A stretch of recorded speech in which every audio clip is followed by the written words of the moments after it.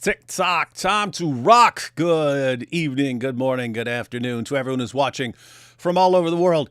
It's your friendly neighborhood philosopher here, D. Wood, and I've got my friendly neighborhood theologian here, Anthony Rogers. And this is, does this day have a name? So you got Easter Sunday, you got Good Friday, you've got, what? I always forget the one for Thursday. What's the Thursday? Maundy Thursday? Maundy Thursday, yeah. Maundy Thursday. Does Saturday have a name? Holy Saturday? Is that what they call it? Because they also call Monday Thursday Holy Thursday. Yeah. Some will focus on what Christ is doing on Saturday, either speaking of his body interred in the tomb or his descent into Abraham's bosom or something along those lines, and name it after that fashion. Well, Holy Saturday standard. Well, we've got, was not planning to go live today until last night, ladies and gentlemen, when it turned out that Wes Huff had appeared on Piers Morgan Live, making a case for the reliability of the Gospels and Jesus' resurrection, and they even started talking about Islam a bit. Now, that was very interesting. So, was not planning to go live today because AP has some... he has some night church stuff now that he's a Kate Schumann. You heard about AP being a Kate Schumann, Anthony? I did. So he's a Kate Schumann now, and apparently they have him doing. I think the Eastern Orthodox roll hard for Easter, so they do a bunch of stuff for Easter. So anyway, we're just gonna not do any live streams this weekend. Focus on church and family. But then we had some stuff drop, and it's something where, okay, Wes Huff is on Piers Morgan Live talking about the resurrection. We could always talk about that later, but wait, it kind of makes more sense to be doing it on Easter weekend. You know what I mean? So, but anyway, so we're gonna check out some of that. It's actually long, so we'll get through part of it. But people want to watch more of it can check out more. But so Anthony, before we jump into this, you had a debate very recently. Yeah, I debated an unknown, which I was excited about because typically when I debate somebody, I put forth a lot of effort to read whatever they've written, listen to whatever they've put out there, and that way I think it in that respect, or with respect to that, creates a good debate, a good interaction. You kind of know what to expect, and they should know what to expect from you. At the same time, there's something excited about debating a guy that you've never heard of. You don't know what his background competence is. Yeah, so that was exciting. And actually, I really liked this guy compared to others that I've debated. Not that I've not liked others, but this guy was, refreshing in some ways. One thing, I guess, that was refreshing, there are other things that weren't, that were standard fare for Islamic propagandists, but the one thing that was refreshing is he didn't complain when I would say something without paring down the rough edges of it. Mm-hmm. He got up there and he gave it his all. He was spunky, enthusiastic. I think at one point he turned to me and he said something like, he kind of said, like, I hope you don't mind. That I'm passionate or something. Yeah, he said something like that. Or what did he say? Yeah, it was something along those lines. Yeah. I think he said enthusiastic or something. Yeah, something like that. And then I got up there and I said, well, I'm happy to hear that because I intend to be all kinds of enthusiastic in my response. Mm-hmm. Yeah, so I like that. So that to me was just so you know, I liked it too when he said that because I was like, oh, he just opened the door. Right? He just extended what's the opposite of an olive branch? But he extended a branch of, okay, it's okay for us to dial up the rhetoric a little bit. And so I thought that was cool. And you missed the next day. We went back to the university and did another session of just Q&A. And towards the end, he finally said something particularly scurrilous that we've heard a lot. But he started lambasting the character of Noah and Lot and so forth in the Bible. And as soon as he did that, I was like, there he goes again, giving me the green light, because we weren't debating the character of their false prophet. So yeah. I didn't have it had no relevance in the debate, and yet Right. he opened the door. Right. So I gave the laundry list on Muhammad, and he was none too pleased, but he still kept his cool to some extent. Yeah, and it was there are a couple of things that stand out. One, he because I didn't know who he was either, but he was a better speaker than I thought he was going to be. So he's actually a good, like, fiery, passionate speaker and stuff. So that's cool for debate. Arguments, I would say. I mean, it's a lot of standard Dawa stuff, but beyond terrible in that you have a topic. He doesn't touch the topic. But what's interesting about the takeaway is that it ultimately leads right to the Islamic dilemma, because for anyone who doesn't know what happened, the debate was, what did the prophets teach about God, something like that. And you guys were going to have part of the debate focusing on whether the prophets taught that God is a Trinity, and then part of it focusing on whether the prophets taught Tawhid. That's correct? Yeah. Like, so it's what did the prophets teach about God, and then you're going to have examine Christian claims and then Muslim claims. You came out and gave your entire presentation from the prophets, going through what the prophets said. He gets up, doesn't say anything about the prophets, and just makes fun of Christianity the entire time. And that was really interesting, because it's like he was conceding, which throughout the debate it sounded like he was conceding. Yes, the prophets as we have them now obviously don't support this, but that's because it's all been corrupted, which is why that's interesting, because it seems like everything is ultimately going to lead to the Islamic dilemma now. Like, wait, Yeah. you can't say that because your scriptures affirm our scriptures. At the same time, I like to point out, even apart from other things that can be said in defense of the preservation of the Bible and its present authority and so forth, it's passing strange if you say the Bible was corrupted, and we know what it looked like before the coming of Jesus. So it has to be that which was corrupted. Mm-hmm. It's a remarkable thing that a book that becomes corrupted ends up teaching in advance Christianity, and even accurately predicting in quite exhaustive detail the outlines of Christ's life and the meanings of it and so forth. That to me strikes me as quite miraculous. It looks like a miracle of providence, right? The original scriptures said one thing, but then God, who's sovereign, according to the Muslim, they would grant this. He's in charge of history, and his word under his watch becomes this book that testifies to the belief that Jesus is recorded to have taught and that his apostles are recorded to. In fact, when he did attack the scriptures, I didn't mention this point, but he mostly was attacking the New Testament, which was even more irrelevant than if he, I'm because you're talking about the prophets. Yeah. But anyways, I think it's there's so many problems even with the claim that the Bible's corrupted for the Muslim. If it's corrupted, then it ends up looking really, really bad still for the Muslim, because it's Allah's book who got corrupted. Many books. In fact, I mentioned in the debate that if the Torah was given by Allah, the Zabur, the Psalms were given by Allah, the Injil was given by Allah, and all those got corrupted, then it's Allah who dropped the ball several times over. But when you roll into that, the fact that it's not just the prophets mentioned in the Quran, but it mentions others that allegedly were sent to other nations, which means the word of every prophet was corrupted. So Allah's word is corrupted times without number. And how are you supposed to trust this deity? It seems like a bungler. Hey, give them the analogy you used in the debate. Oh, yeah. So I said, imagine you needed heart surgery. Of course, you're not so foolish as to trust your care to a doctor with, a bad track record. Imagine you examine a guy and it shows that he's lost every patient he's ever operated on. In fact, he's lost them right there on the operating table before they ever left the building. And the reason I make it this way is because it's not just that Muslims have to say the Quran or the Bible was corrupted. They have to say it was corrupted spectacularly early. Because we have, for example, with respect to the New Testament, documents that go clear back into the 2nd century.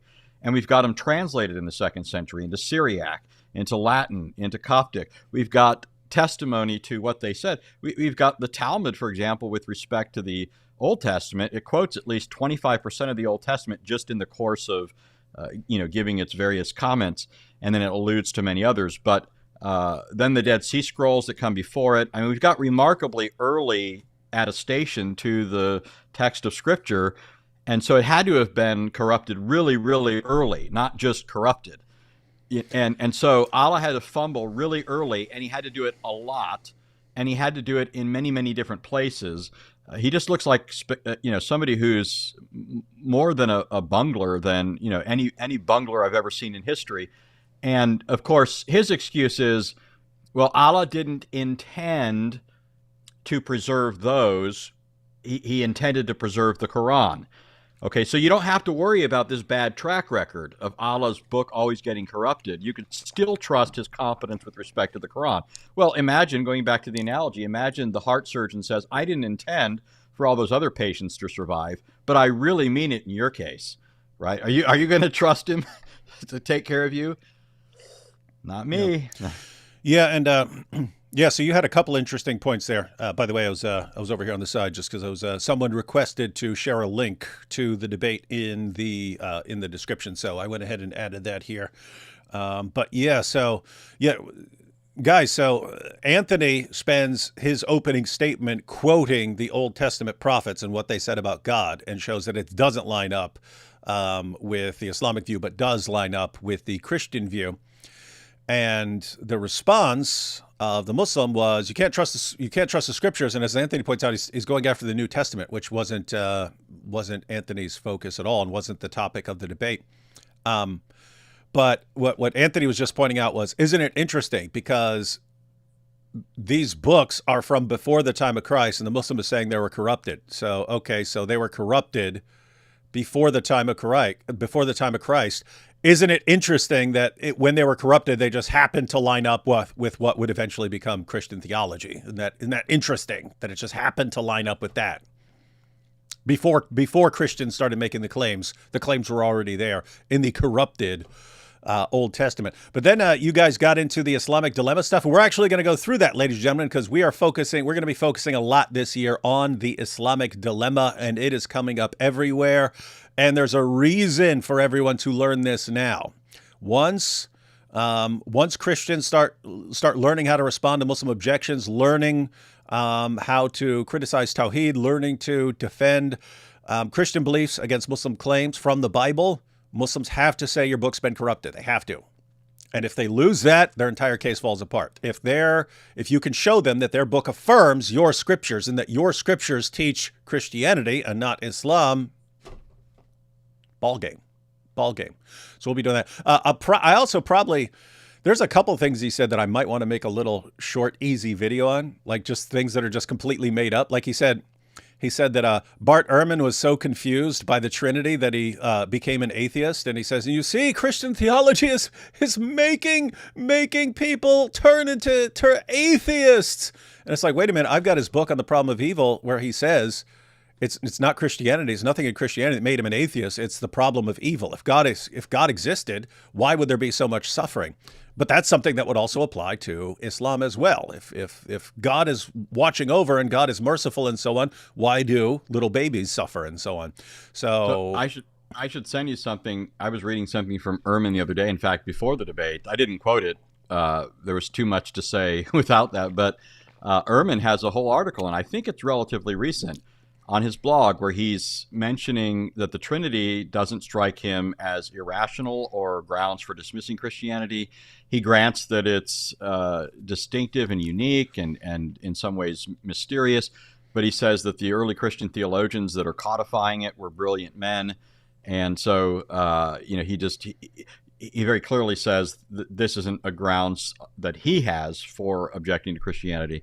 And neither, along with your statement that he's very clear why he left Christianity, he's also pretty clear when it comes to the textual issues. He'll say one thing in certain contexts in his popular writings. People often note this. He's not very careful in those writings, or maybe he wants to leave a certain impression. But in his scholarly publications, he points out that this is the sort of thing that is true in all handwritten documents, and it's not the sort of thing that leaves us completely skeptical over what it actually said. It's not like these things really taught Islam or something foreign to what Christians believe today. He makes many statements. I have one statement where he says that basically the task of textual criticism is done for all intents and purposes. We've basically gotten as close to the original text as we can, and we're within. Apart from finding some awesome new manuscript in a church attic or something like that, they've gone through the thousands of manuscripts. Yeah. Hey, send me the article you're talking about and any of that other stuff that would be relevant, because Muslims don't understand this, and then you've got a guy who starts spreading a lie about Bart Ehrman was so confused by the Trinity that he became an atheist, and they'll just spread that around forever unless we correct them on it. So it's a good time to correct them on this.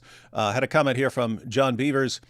Do you know the laws about witnessing outside of mosques and where one can stand and present? If you're talking about the United States, just make sure you stand on public property, meaning stand on the sidewalk. Stand on the sidewalk. Don't block the sidewalk. Make sure there's room for people to walk down the sidewalk. But if you're on the sidewalk, that is public property. You have the Constitution protects your right on public sidewalks. So you can stand on the public sidewalks, and that's kind of what.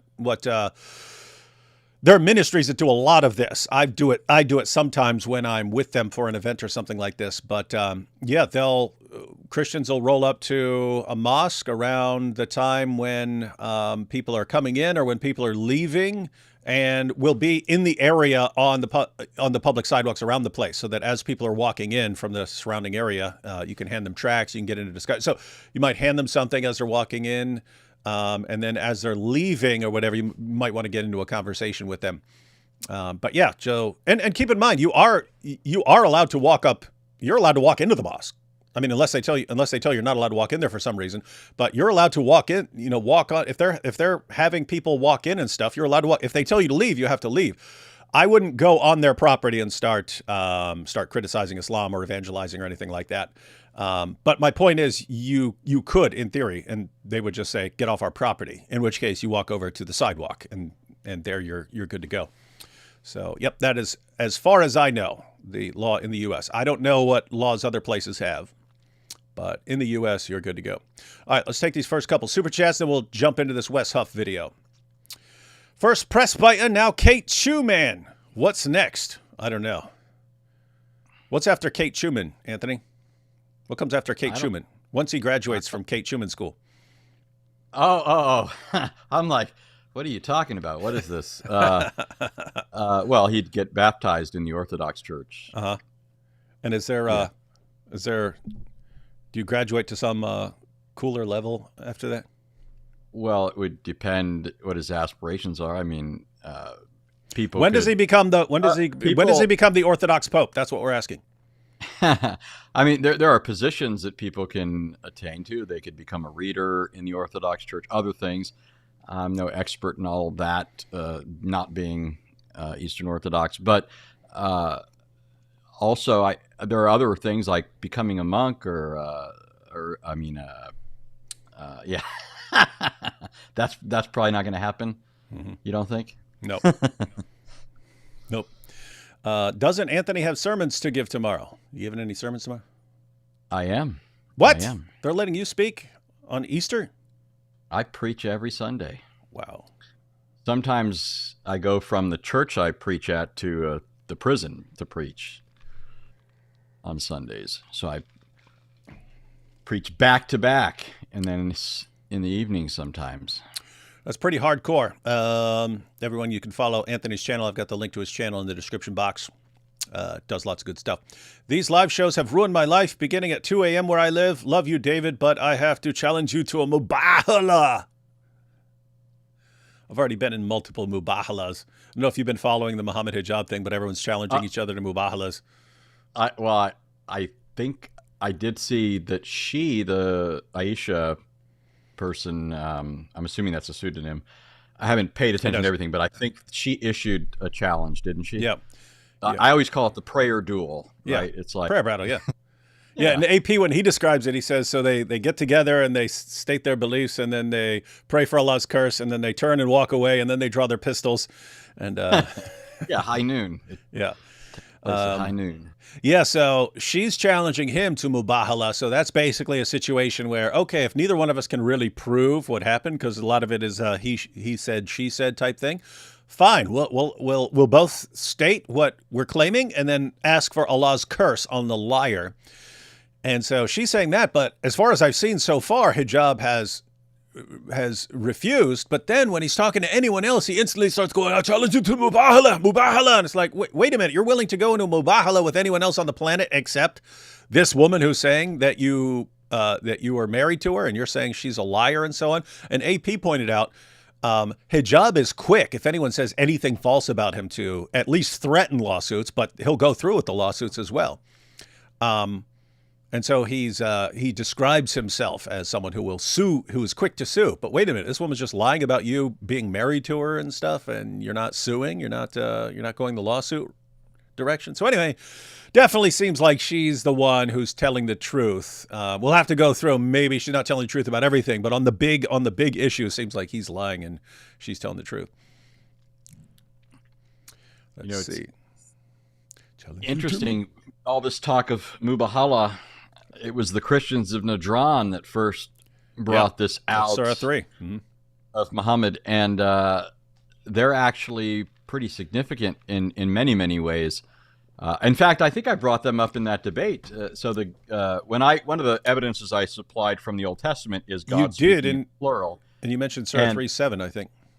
Well, yeah. So he tried to reply to the Bible's use of plurals for God and say, well, the Quran does this too. That's not, of course, helpful at all because it's a 7th century book. You have to justify using it to interpret the Bible. When we go back to the Bible, it's an entirely different context. But the worst problem for this guy is, I quoted a scholar. I thought it was funny. I quoted M.A.S. Abdel Halim, very well-known scholar. Solidly, he's the one who did the Oxford translation of the Quran. Yeah. Wait, whoa, hang on, right? Got my Qurans right here. This guy. Yeah. So I don't know if you caught this, but he got up there and he said, I didn't catch the name of the guy he's talking about, but he's not a scholar. And I thought, how are you going to say somebody's not a scholar? Yeah. You don't know who I quoted, right? And I said his name really clearly. But guys, pause. Everyone catch that? Because that was actually hilarious, right? The guy gets up. So Anthony quotes Halim, the guy who translated the Oxford Quran. And this sheikh that he's debating gets up and says, I didn't catch the name of the guy he's talking about, but he's not a scholar. And Anthony's response is like, you didn't hear the name. How do you know he's a scholar? How do you know if he's a scholar or not? Yeah. Isn't that weird? And so he wrote an article on iltifat. That's the changing of the pronouns, that issue. Yeah, and you know how Muslims do it. It's gobbledygook in the Quran, but they pretend like it's some wondrous thing. It's making awesome points. Yeah. Yeah. So you can't follow Allah constantly talking first, third person, and so forth. Plural, singular. You don't know when he's talking about himself or someone else. And anyways, pause. Just for people who don't know what we're talking about, you have all these passages in the Quran where the pronoun that Allah is using constantly shifts from it'll be first person singular, it'll be first person plural, it'll be third person, and so it'll say Allah will talk like, Lo, I, Allah, hath saith unto you that we shall blah blah blah blah blah, and He is not one to be trifled. And he's like, why? What is this? What is this? Why would you constantly switch your pronouns mid-sentence? But anyway, so that's the issue. And Anthony's pointing out Muslims come up with explanations for this, and it's like, when he uses this pronoun here in part of the verse, it's to emphasize this. But then when you get to this other part, he switches it to emphasize this other thing, and it's amazing. How could a human write this? Yeah, and when you pay attention to the shifts, the problem is, it's not always clear if Allah is still referring to himself or someone else, because it's not very coherent the way it does it. It's not like you might find, a person can shift. He can speak of himself in the third person or first person, but the way the Quran does it is just wildly confusing. Just jumps around. Mm-hmm. Yeah. So Halim is dealing with this, and one of the points that he makes is that there's no such thing as a plural of majesty in Arabic prior to the time that the Quran was written or contemporaneously with Muhammad. And then he further points out, even in the Quran, royalty doesn't speak in the plural. You don't see Pharaoh speaking that way or others. And so at best, you can say that it's being introduced in the Quran, but then you need the Quran to inform you of that, and it never does that. And in fact, I've pointed out to people that if you look at the usage of the plural and the singular in the Quran, it doesn't have a consistent pattern. It's not like you can say when he speaks in the singular, it's emphasizing his majesty. When it speaks in the plural, it's emphasizing his mercy, as some Muslims have claimed. It's often the reverse. There's no consistency in the pattern. So the Quran doesn't disambiguate this. But here's why. So I brought up the Christians of Najran. The Christians of Najran heard from Muhammad's heralds. They're bringing down his revelations. They heard these things, so they go up to talk to Muhammad. And as they're talking to Muhammad, they ask him a series of questions. And one of the questions they ask is, if Allah is one and singular, why does he speak in the plural? Now, notice this. These are Arabs. They're Christians, but they're Arabs, right? Arabic is their language. It's not like these are foreigners, right? These are Arabic-speaking Christians. They know the Arabic just as well as Muhammad does.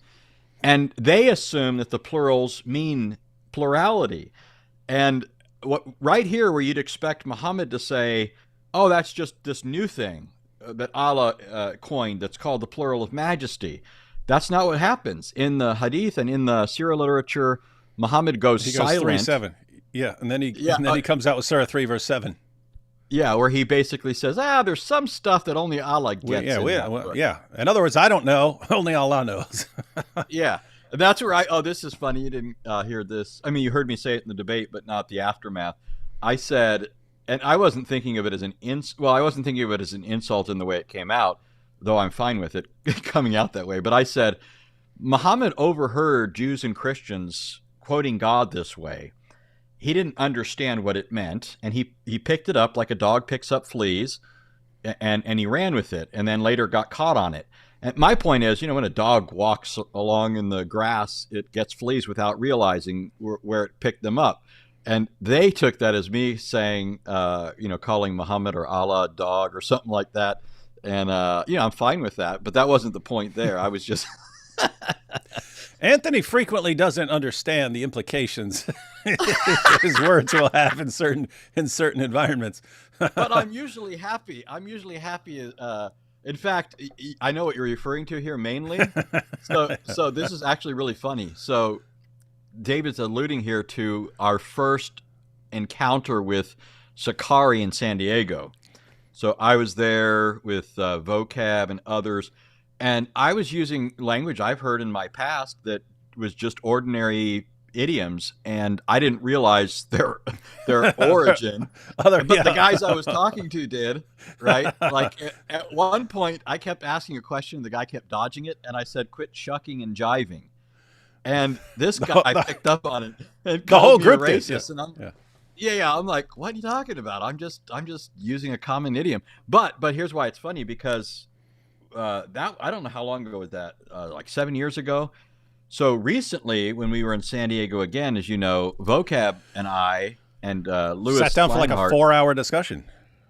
Yeah, we met with all those guys again. And so I'm thinking, how's this going to go? Because we were doing this behind closed doors. We were at their facility, and it's just 3 of us, and then there's like 15 to 20 of these guys, and who knows how many more on call. And some of them are coming in with big old knives on their side to meet the image of being Sakari, right? The Sakari, for those that don't know, were a group of like assassins trying to stir up rebellion and stuff in Israel, and they'd go through crowds and just stab people and slip away in the crowds. Well, so anyways, we're in there, and I'm waiting for the leader to come. He's the guy we're going to talk to, Taz. And vocab, he comes in, he sees vocab, and he says, "Hey, how's it going, vocab?" And he hugs him.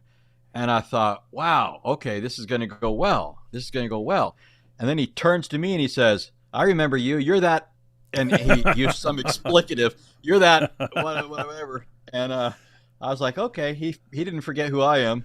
Yeah, that's what you get. But after that, it was a really good discussion. But I thought it was funny because I didn't know if he would even remember me, and he called me some Some word I probably deserved. Yeah, there you go. Let's see. Let's go through the rest of these. Wishing you a happy and holy Easter. Thank you, Tez Butt. You're the background noise to my Easter feast after 40-day fasting. This better be a very good live stream. Also, I now officially have life in me. Nice.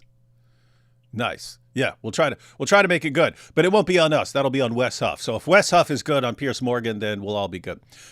Me and my fiance love watching your videos. Met y'all when you visited London. God bless you, Anthony. You are really smart and cool. Oh, hey, David. His name says Shalom. Nice. Where is the Kate Schumann? AP has night church Kate Schumann duties apparently at some point.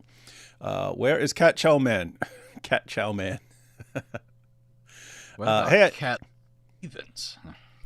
Hey, I've recently been questioning a lot of my Protestant beliefs. See? That's on you, Anthony. And been drawn towards Eastern Orthodoxy more recently. I'm torn if I should leave, but I don't want to start over and lose everyone. All the Protestants will abandon you. You want me to comment on that? Well, yeah. Here's the thing, guys. Anthony, I'm kind of laid back. I pointed out I'm kind of Protestant by default because I haven't joined I haven't joined the Roman Catholic Church and haven't joined the Eastern Orthodox Church. And when they make a case for saying you have to join this church and this is the true church and so on, I'm not persuaded by the cases and so on. So I became a Christian reading a Bible, and so yeah, if you don't go beyond that and join a Catholic Church or Orthodox Church, you're kind of a Protestant by default. Even though I wasn't setting out to protest anything, I was just reading the Bible and stuff. So my Christian beliefs are based on the Bible. But apart from that, I'm kind of laid back on a bunch of things. And AP's going Eastern Orthodox. We always have people in the chat, Protestants, Catholics, Orthodox, and so on. We've talked. Matter of fact, Anthony, you could give like a short answer, and don't worry about hurting anyone's feelings. They hurt everyone's feelings all the time with their Orthodoxy is the true church. No, you have to follow the Pope, right? But give a short answer. But something AP and I've been talking about is like getting a representative from each of the main groups, and having each person say, okay, you've got an hour to lay out your case for Roman Catholicism. You've got an hour to lay out your case for the Orthodox Church. You've got an hour to lay out your case for Protestant Church, and then to get some interaction on that point, kind of some responses and stuff, because there are lots of people who are interested in this topic and aren't sure what to do. But Anthony, you've got take about a minute or two to lay out your overarching thoughts on. Yeah, that's far too brief, but let me say this. So, like you, I found myself in prison after a lifetime of crime. I was a criminal from my infancy. I was being brought home by the by the police. I was brought home by the Pope. Well, actually, so I'm Sicilian, so I was born into a Sicilian family. I went to a Catholic school when I was younger, and got in all kinds of trouble there. But I got in trouble almost every day of my life. Every day I would go home with a grade. They would grade me every single day, my behavior, everything else, because I was so bad. I had a permanent seat in the principal's office. Got arrested a lot. When I went to prison, what really bothered me is I listened to other people make excuses for why they were there, trying to justify it. Some people would say I came from a broken home. And I'd think, well, wait a minute, I didn't come from a broken home. And so I hear from that, I'm worse than this guy. And then I hear somebody else say, I came from a poor family. And I thought, well, we always had food, clothing, and shelter. There were ups and downs monetarily. I didn't do these things because I needed to. And I know in all these cases, I knew evil. People. Yeah, I knew people who did better in all these circumstances that they're talking about than I did, with better circumstances. And I just listened to one excuse after another, one after one, and I thought there's just no explanation other than I'm just evil. And part of the thing that really, really got me too was that there was nothing that was going to stop any of that, because I loved it. I loved what I was doing. So that one of the main things that I did, besides being involved in gangs, is I stole cars and I could fill up entire parking lots with all the cars I stole. I like stealing cars so much, I would take somebody's car from one driveway and park it next door. I got off on, I mean, I wasn't stealing it to take them to a chop shop to get money. I did it for the pure thrill of it. And I didn't even really do drugs until like the last 6 months of my criminal ways. And it was only because I started doing speed because I wanted to stay up longer so I could steal more cars in a night.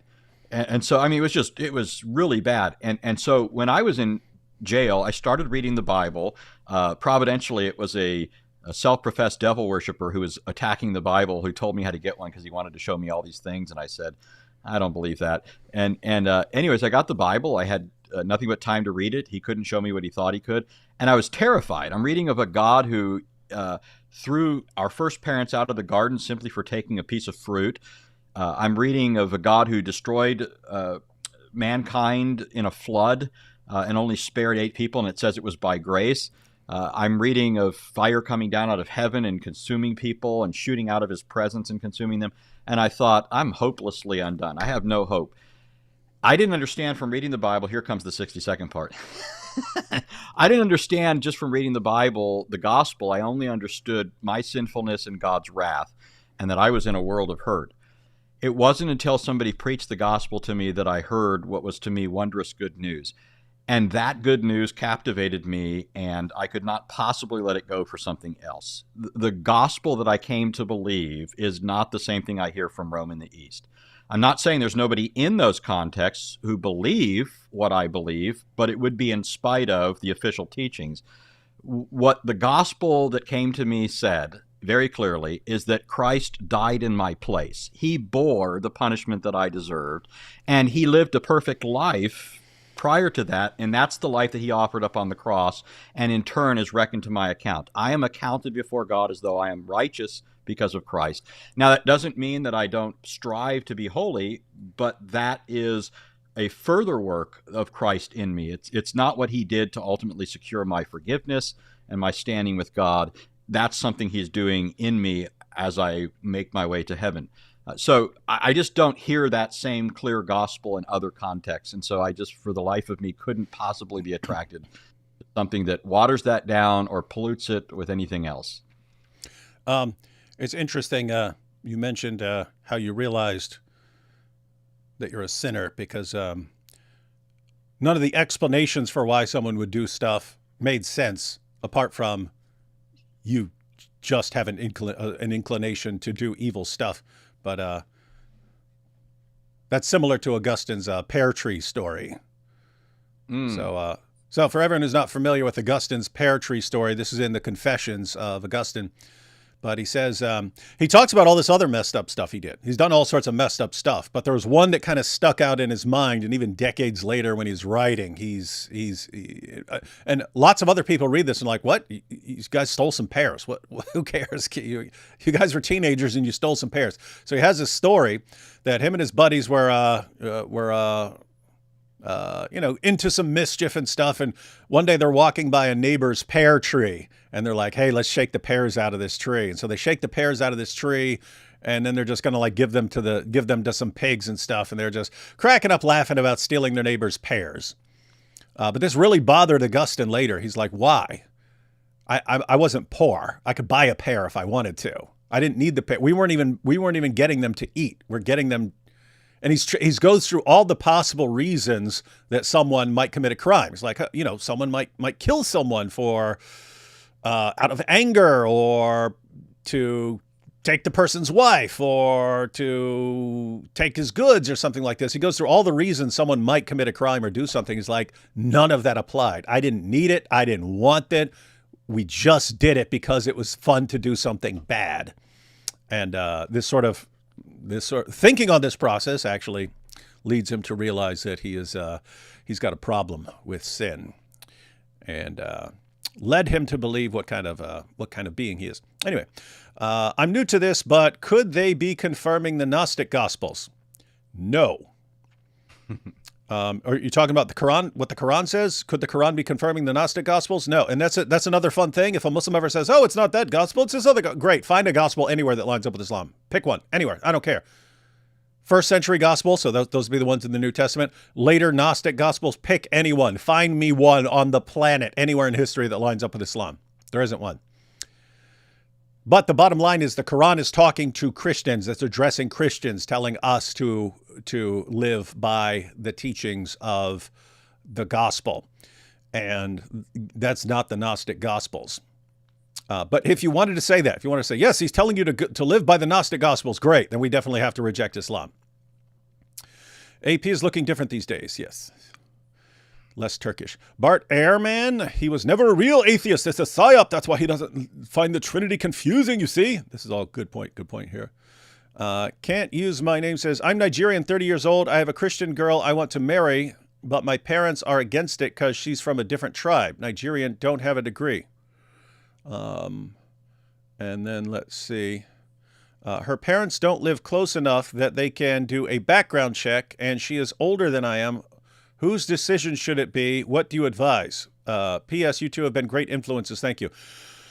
This sounds like a cultural thing in Nigeria, so we wouldn't be able to comment on this. There are different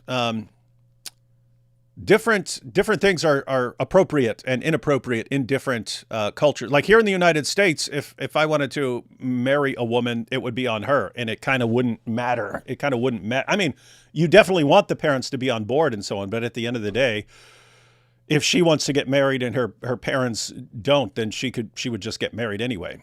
And keep in mind, I'm not talking about all America. I'm just saying in America, that would be pretty common. It's the woman who gets to decide who she's married, and her parents are, again, you want the parents' acceptance and stuff, but wouldn't necessarily be required. But in Nigeria, it might be a much bigger issue. So I wouldn't be comfortable telling you what to do in a completely different cultural context where my advice might be completely wrong. Would you agree with that, Anthony, or? Yeah, that we would not be appropriate people to ask about a Nigerian context. Yeah, I mean, there's all sorts of issues regarding familial relations and stuff like that we don't even really have a mindset for. Yeah, so sorry about that, but we know we have other Nigerians who watch and so on, so it might be better to ask them. Allah's preferred pronouns are I, we, and he. Yes, and all the other ones. Pair character, that's a super sticker, thank you. And Chloe says, my indulgences for you doctors. Happy Easter. Thank you, Chloe.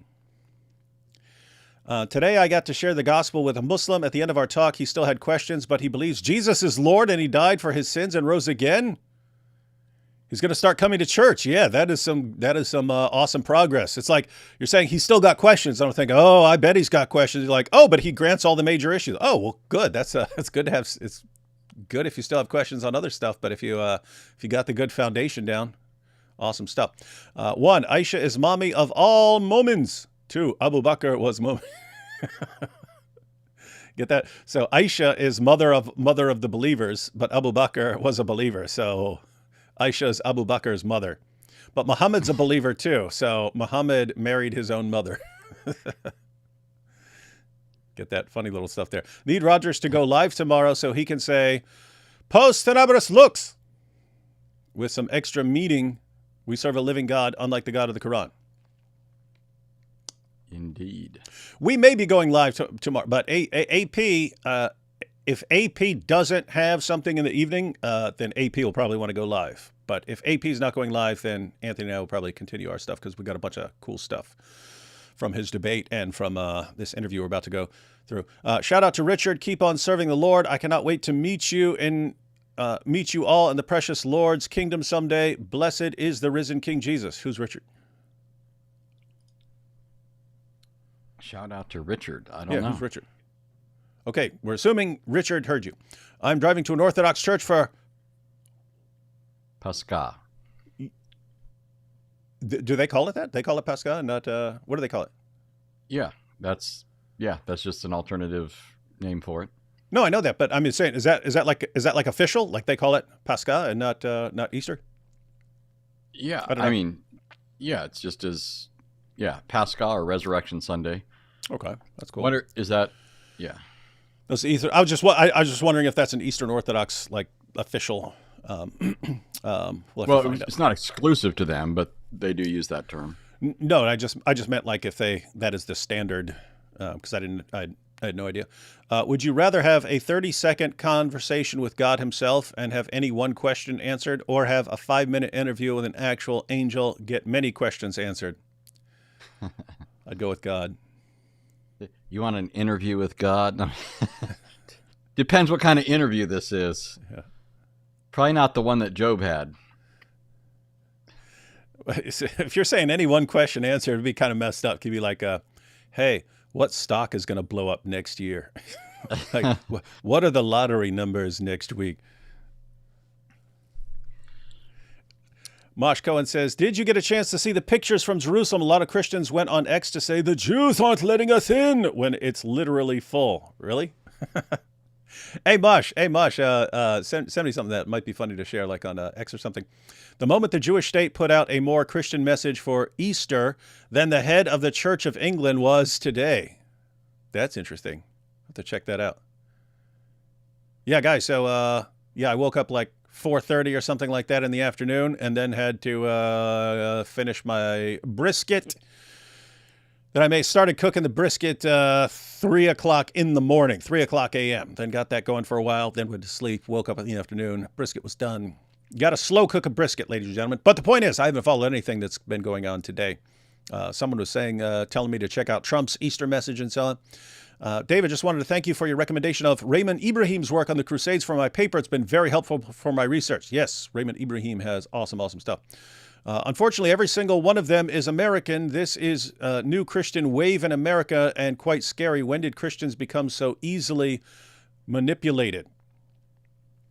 Talking about the Christians who say Jews won't let them in. Jews won't let Christians in.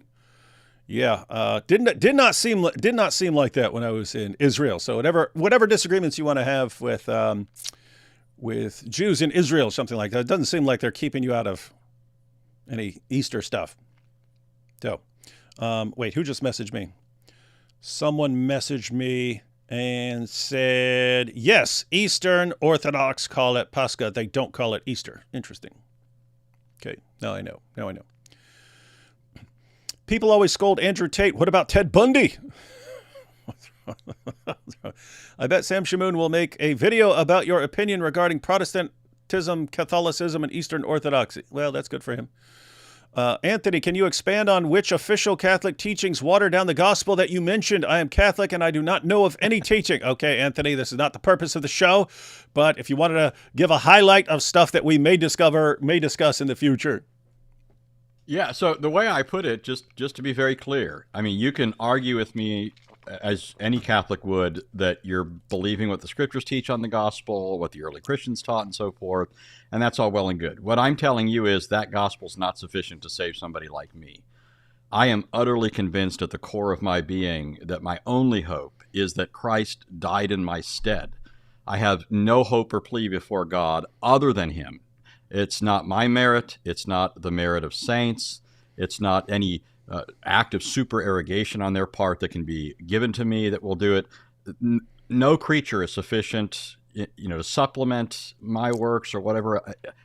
At the end of the day, there's no other gospel that will save this soul than the gospel that Christ died for me. My sins were entirely paid for by him, and it's only his active obedience to the will of God that is imputed to my account that gives me a title to heaven. That is my only hope. To the extent that Rome's gospel is other than that, to that extent, it not only waters it down, but vitiates it and altogether undermines it.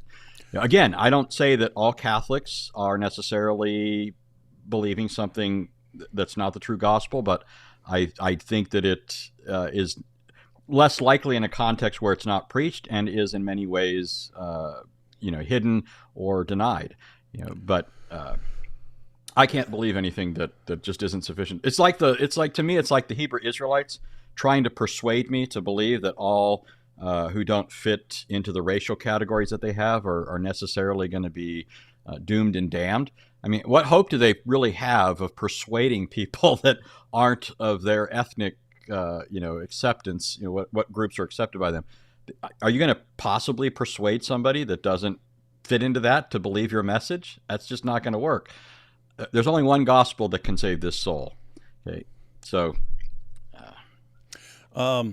And so I just wanted to point out that there's something that Anthony just said that I can verify. It's that he is by nature a really terrible person, and so there would be no hope for someone like Anthony, apart from unmerited favor.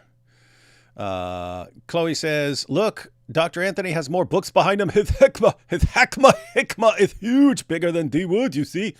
Yeah, I have space where you can actually see the curtains, and Anthony's is just books cover everything. So he's definitely got more hikmah. Pascha is Greek, Passover, and most Romance languages use a derivation of it. Yeah, I was mainly just wondering if they use Easter, or is that standard? Because I always see it, and as Anthony pointed out, other people use it and stuff like that. Pascha, yes. All those very weird rituals in Orthodox Eastern Church, such as hair cutting, spitting, etc. Comments. I'm Protestant now, thank God.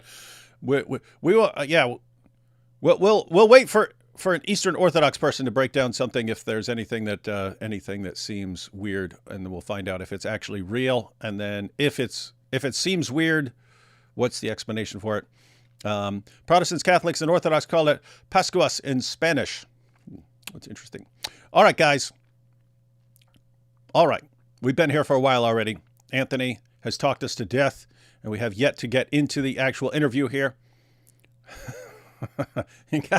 guys, if you see a hardcore Reformed Protestant here, and you start saying, "What about the Catholic Church? Anthony, that's my church." Yeah, I mean, if you're asking, I hope you don't get upset with your answer, because you don't have to ask. Keep in mind, you don't have to ask. You don't have to. if you're asking, then I'll let him answer. But anyway, all right. So let's go ahead and jump into this video. This is Wes Huff on Piers Morgan. Very interesting. Again, wasn't planning on going live this weekend.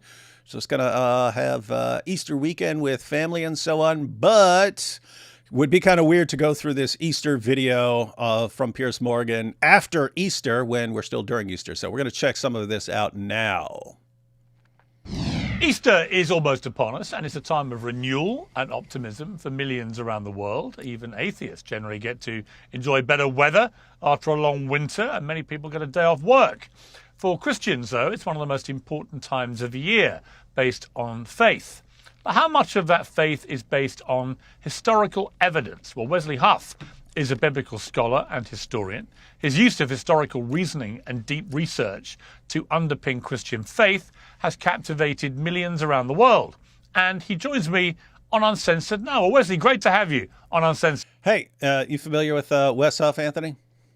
Yeah, a little bit. Were you familiar with him before he really blew up recently? I think I saw maybe something here and there, but I didn't. I didn't search out more stuff from him. I did see that Billy Carson guy, but it was funny because I saw him a couple times and I thought this guy has got to be some kind of weird joke that's like being played on the world. Yeah, like I don't know where I saw him. It was on one of these. I would only. I never saw him. I only saw him after everyone started talking about the Wes Huff Billy Carson debate, and I had no clue who either of them was. That's not saying anything about either one of them. I'm not good with names, and I forget them very quickly. And so even if I'd seen something like 2 years ago or something like that, I wouldn't remember it. So I had zero clue who either one of them were. And then eventually we started checking some of it out. And yeah, he crushed him. But I have to say, it is awesome because right after that, I mean, Wes Huff became a rock star. So he debates this guy I never heard of, but it was there were so many people who were worried and upset about what this guy was saying that when someone just completely crushed him, everyone was loving it. And then he just became this, again, like a apologetics, Christian historian rock star, where he's going around. He's on Joe Rogan. I think he was on PBD, and now he's on Piers Morgan and stuff like that. It's like, man, this is a cool year. Anyway, awesome stuff. But go ahead. Yeah. So I saw it. I was thinking about this the other day. You can learn something, even a lot about something, but when you don't know everything about it, sometimes somebody will say something and you don't just jump and pounce on it because you're thinking maybe that's something in that area of stuff on this topic I don't know, right? So, for example, I've had several years of Hebrew and Greek and so forth, but I wouldn't claim to know everything about the languages. I don't know every word in the English language. So sometimes somebody will use a word, let's say, and I think that doesn't sound like a word to me, and I go look it up, and there it is. Well, I heard Billy Carson the few times I heard him a couple times, and I thought, man, that just sounds bizarre. But I had to go look it up because I'm thinking, is he just saying something that I haven't heard of before? And I look it up, and it's just plain bizarre, right? It's just not there at all. And so, anyways, when Wes Huff called him, for example, he kept using the phrase Sinai Bible, and I was, I'm quite familiar with Sinaiticus, but when he kept saying Sinai Bible, I'm thinking, I thought some other Bible.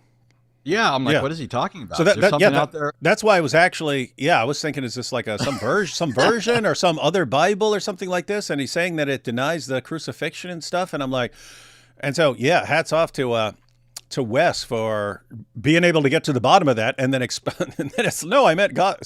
Wait, so he's saying Sinai Bible. Wes gets him to say, okay, are you saying Sinat? Are you trying to say Codex Sinaiticus? Is that what you're saying? Oh, yeah, that's what I mean. Okay, well, that doesn't deny the crucifixion. The crucifixion is all over the place, as it is in all Bible manuscripts. Oh, yeah, I meant Gospel of Barnabas. Gospel of Barnabas was written like over 1,000 years after the time of Jesus. Oh, come on. They sound the same. Yeah. It's an easy mistake. So anyway, after that, Wes really took off, and awesome times. And now he's on Piers Morgan for Easter weekend talking about the resurrection. Yeah, great to be here. Thank you for having me, Piers. I watched your fascinating chat with Joe Rogan, and it was really interesting to me because I have lots of arguments on this show with atheists like Richard Dawkins, and it all comes down to they don't believe there's anything like God. I happen to believe there is. I'm a Catholic, was raised a Catholic. Ooh. Why don't you have Anthony on your show, Piers? And then we get round to the Big Bang, and we get round to, well, what was there before the Big Bang? And they can never answer me. And I get, well, that's exactly why I think there's a superior entity out there, because the human brain cannot tell me what nothing is. So that's where I come from on this. I'm a believer, and this is a special time, obviously, for Catholics, as it is for all Christians. But I'm also somebody that often gets frustrated that the atheist end of the argument often try and decry everything in the Bible, for example, in the New Testament, as all obviously nonsense. And what's interesting about your perspective on this, from your history and your studying, is that you believe a lot of the New Testament is unarguably factually true. I do, yeah. Yeah. It's funny because it's weird. Pierce sometimes makes really good points. Sometimes he makes the dumbest points I've ever heard of in my entire life. Here he's making...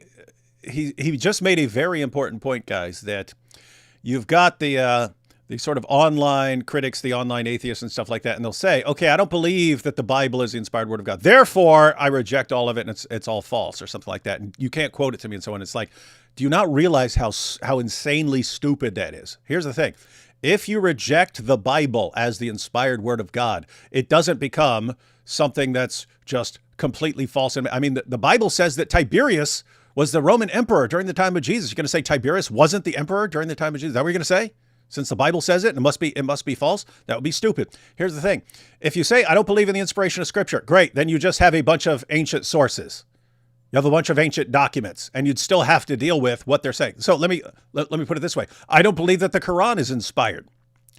I believe you can learn all kinds of things using it as a historical source. You can learn all kinds of things. Same with the Hadith. I don't believe the Hadith are inspired or that they even have a good historical methodology. I believe you can learn all sorts of things about history from the Hadith. And so guess what? If you don't believe that Matthew, Mark, Luke, John, Acts, Romans, and so on are the inspired word of God, what would they be?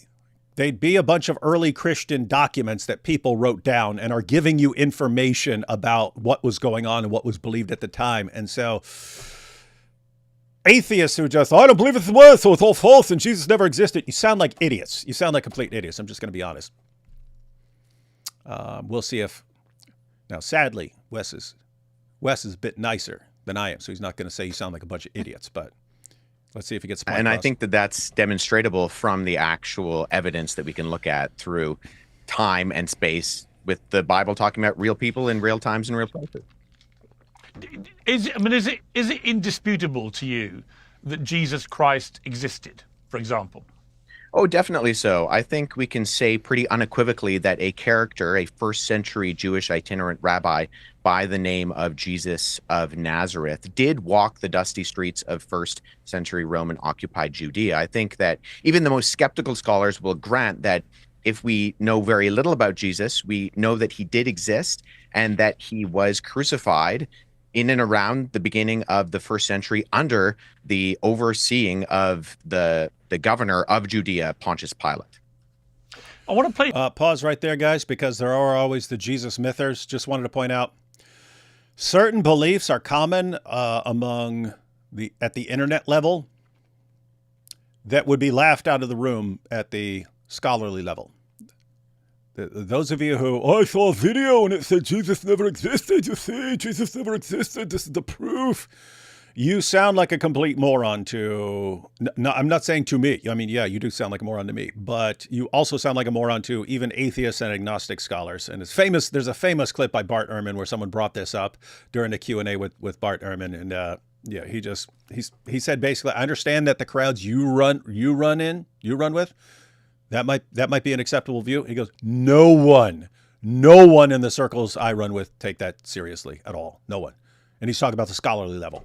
And he's talking about atheists and critical scholars. They would laugh you out of the room. You said some stuff like that.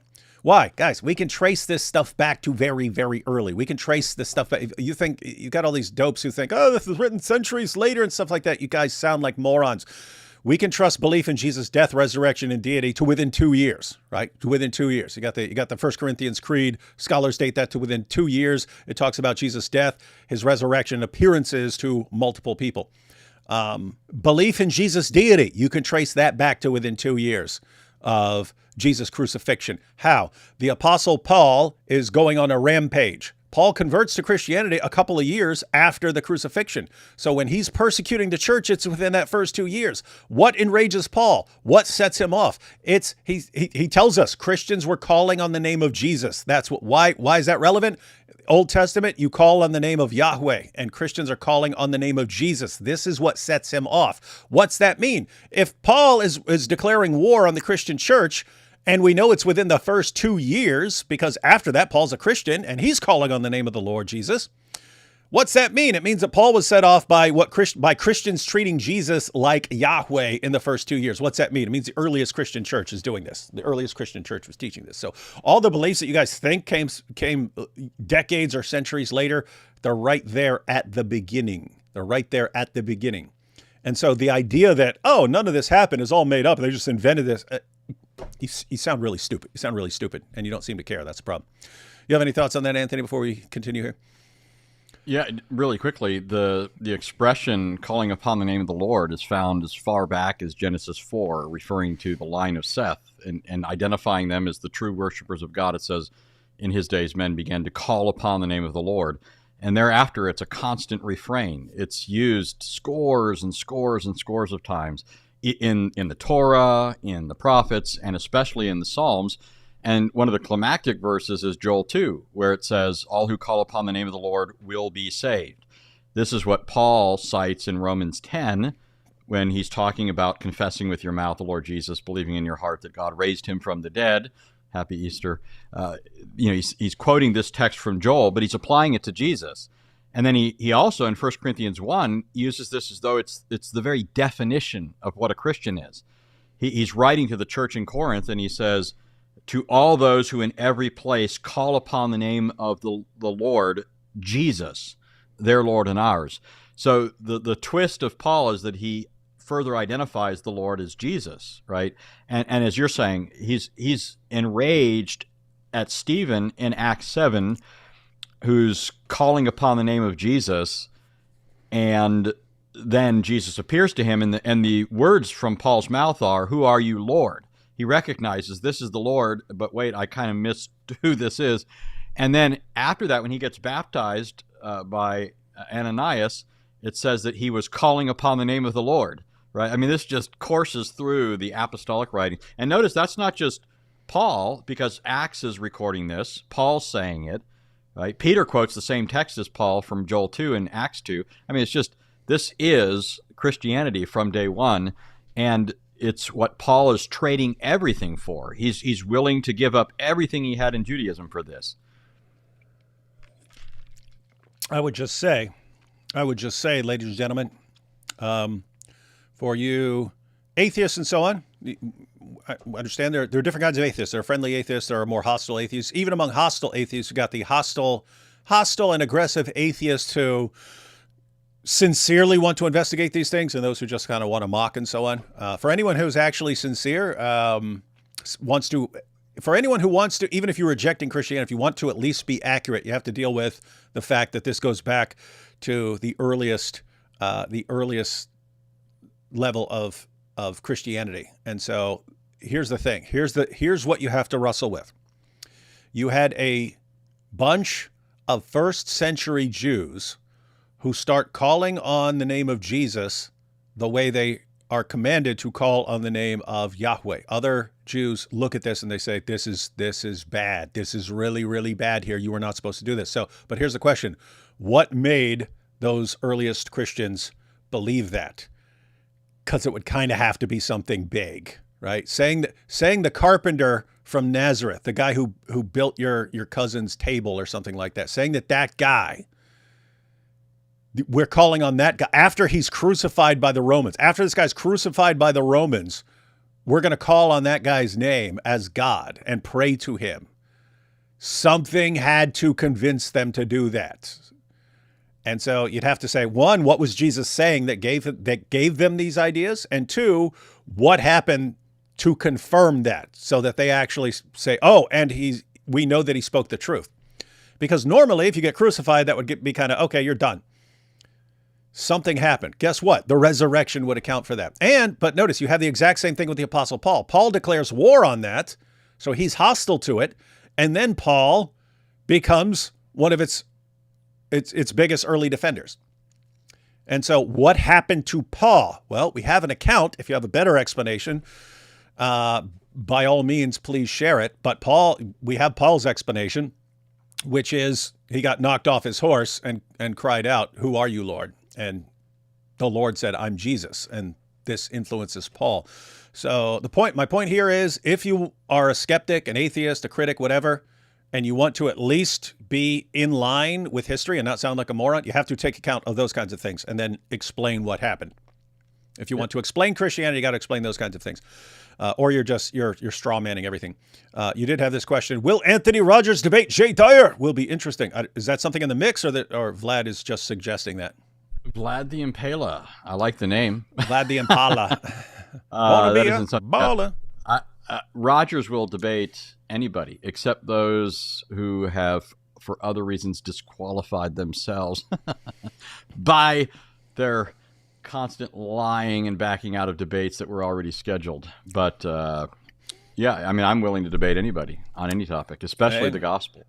And guys, I just have to say, when I say any topic, I mean it has to be worth debating. Yeah, something significant. Something significant. I have to say, guys, Anthony is a machine. He is a massively better debater than I am, and definitely in the top couple of Christian debaters out there. And on the topics he deals with, that he's been dealing with, probably the best that I'm familiar with. All right, back to this. What's up? I was going to say real quick, what's I think not often mentioned, but I think is huge, is the shift of worship from Saturday to Sunday. Because remember, if you look at the prophets, when they talk about why Israel was going to be sent into exile, one of the main reasons that comes up over and over again is because they weren't observing the Sabbath. And of course, there's a whole bunch of other things that go along with this. But this means that for the Jews, it was drilled into them. You better not break the Sabbath. That's why when you get to the New Testament, a lot of the controversies surrounding Jesus are Sabbath controversies. They're really upset with what Jesus is doing on the Sabbath, more than they ever were prior to that in their history, right? They go into exile because they're not keeping the Sabbath. And so the Jews at this time are so worried about breaking the Sabbath that they fence it off with all these rules. And so that's what you're seeing in the New Testament. Well, what's going to get a group of Jews to suddenly start worshiping on Sunday after they were kicked out of their country, lost everything, and subjected by foreign rulers. I mean, how are these people ever going to just swap days and think nothing of it? And there's no question that they did. Obviously, the apostles do continue to go to synagogues, for example, on Saturday. They're going there primarily, though, to witness to the Jews. But when you see distinctively Christian gatherings like 1 Corinthians 16, Acts 20, other texts show that the Christians are gathering on Sunday, the Lord's Day. This is huge. It's huge. Something significant not only happened in the first century, like David was talking about, obviously pointing to the resurrection, but something significant happened on Sunday in order for these guys to switch their day of worship. Yeah. So I guess you put it all together, guys. You have all these elements that we know about the early church. And then the question is, okay, whatever your explanation is, it has to account for how Christians ended up doing these things and believing these things. You have to come up with an explanation of that. Christians have their explanation for that. Jesus is making claims. Jesus died. Jesus rose from the dead and appeared to them. That accounts for these things. Jesus appeared to Paul. That explains everything. If you have an alternative explanation that doesn't involve Jesus dying on the cross, rising from the dead, appearing to his followers, appearing to Paul, if you have another explanation, we'd be happy to hear it. But as long as you're just running around going, "Oh, Jesus never existed," it's impossible to take you seriously. A clip from one of my friends, Jordan Peterson, who's very skeptical about all this, and he said this. Profound religious account is bottomless. Mm-hmm. And the biblical representations are like that. There's no limit to the amount of investigation they can bear, not least because the text itself is deeply cross-referenced. So there's an innumerable number of paths through it. It's like a chessboard. And so it's inexhaustible in its interpretive space. That's true. What do you say to that, Wesley? What was he talking about? Scripture there? He's saying scripture is like inexhaustible and like its meaning and layers of meaning or something like that. I think that's what he's saying. That's what I thought. Yeah. Wasn't entirely clear though. Okay, so I think what Pierce is saying is Jordan Peterson believes that there are all these layers of meaning and so on, and this depth and so on, whereas you, Wes, you're treating it like historical record. So I think I'm not entirely sure, but I think that's where he's going. But let him.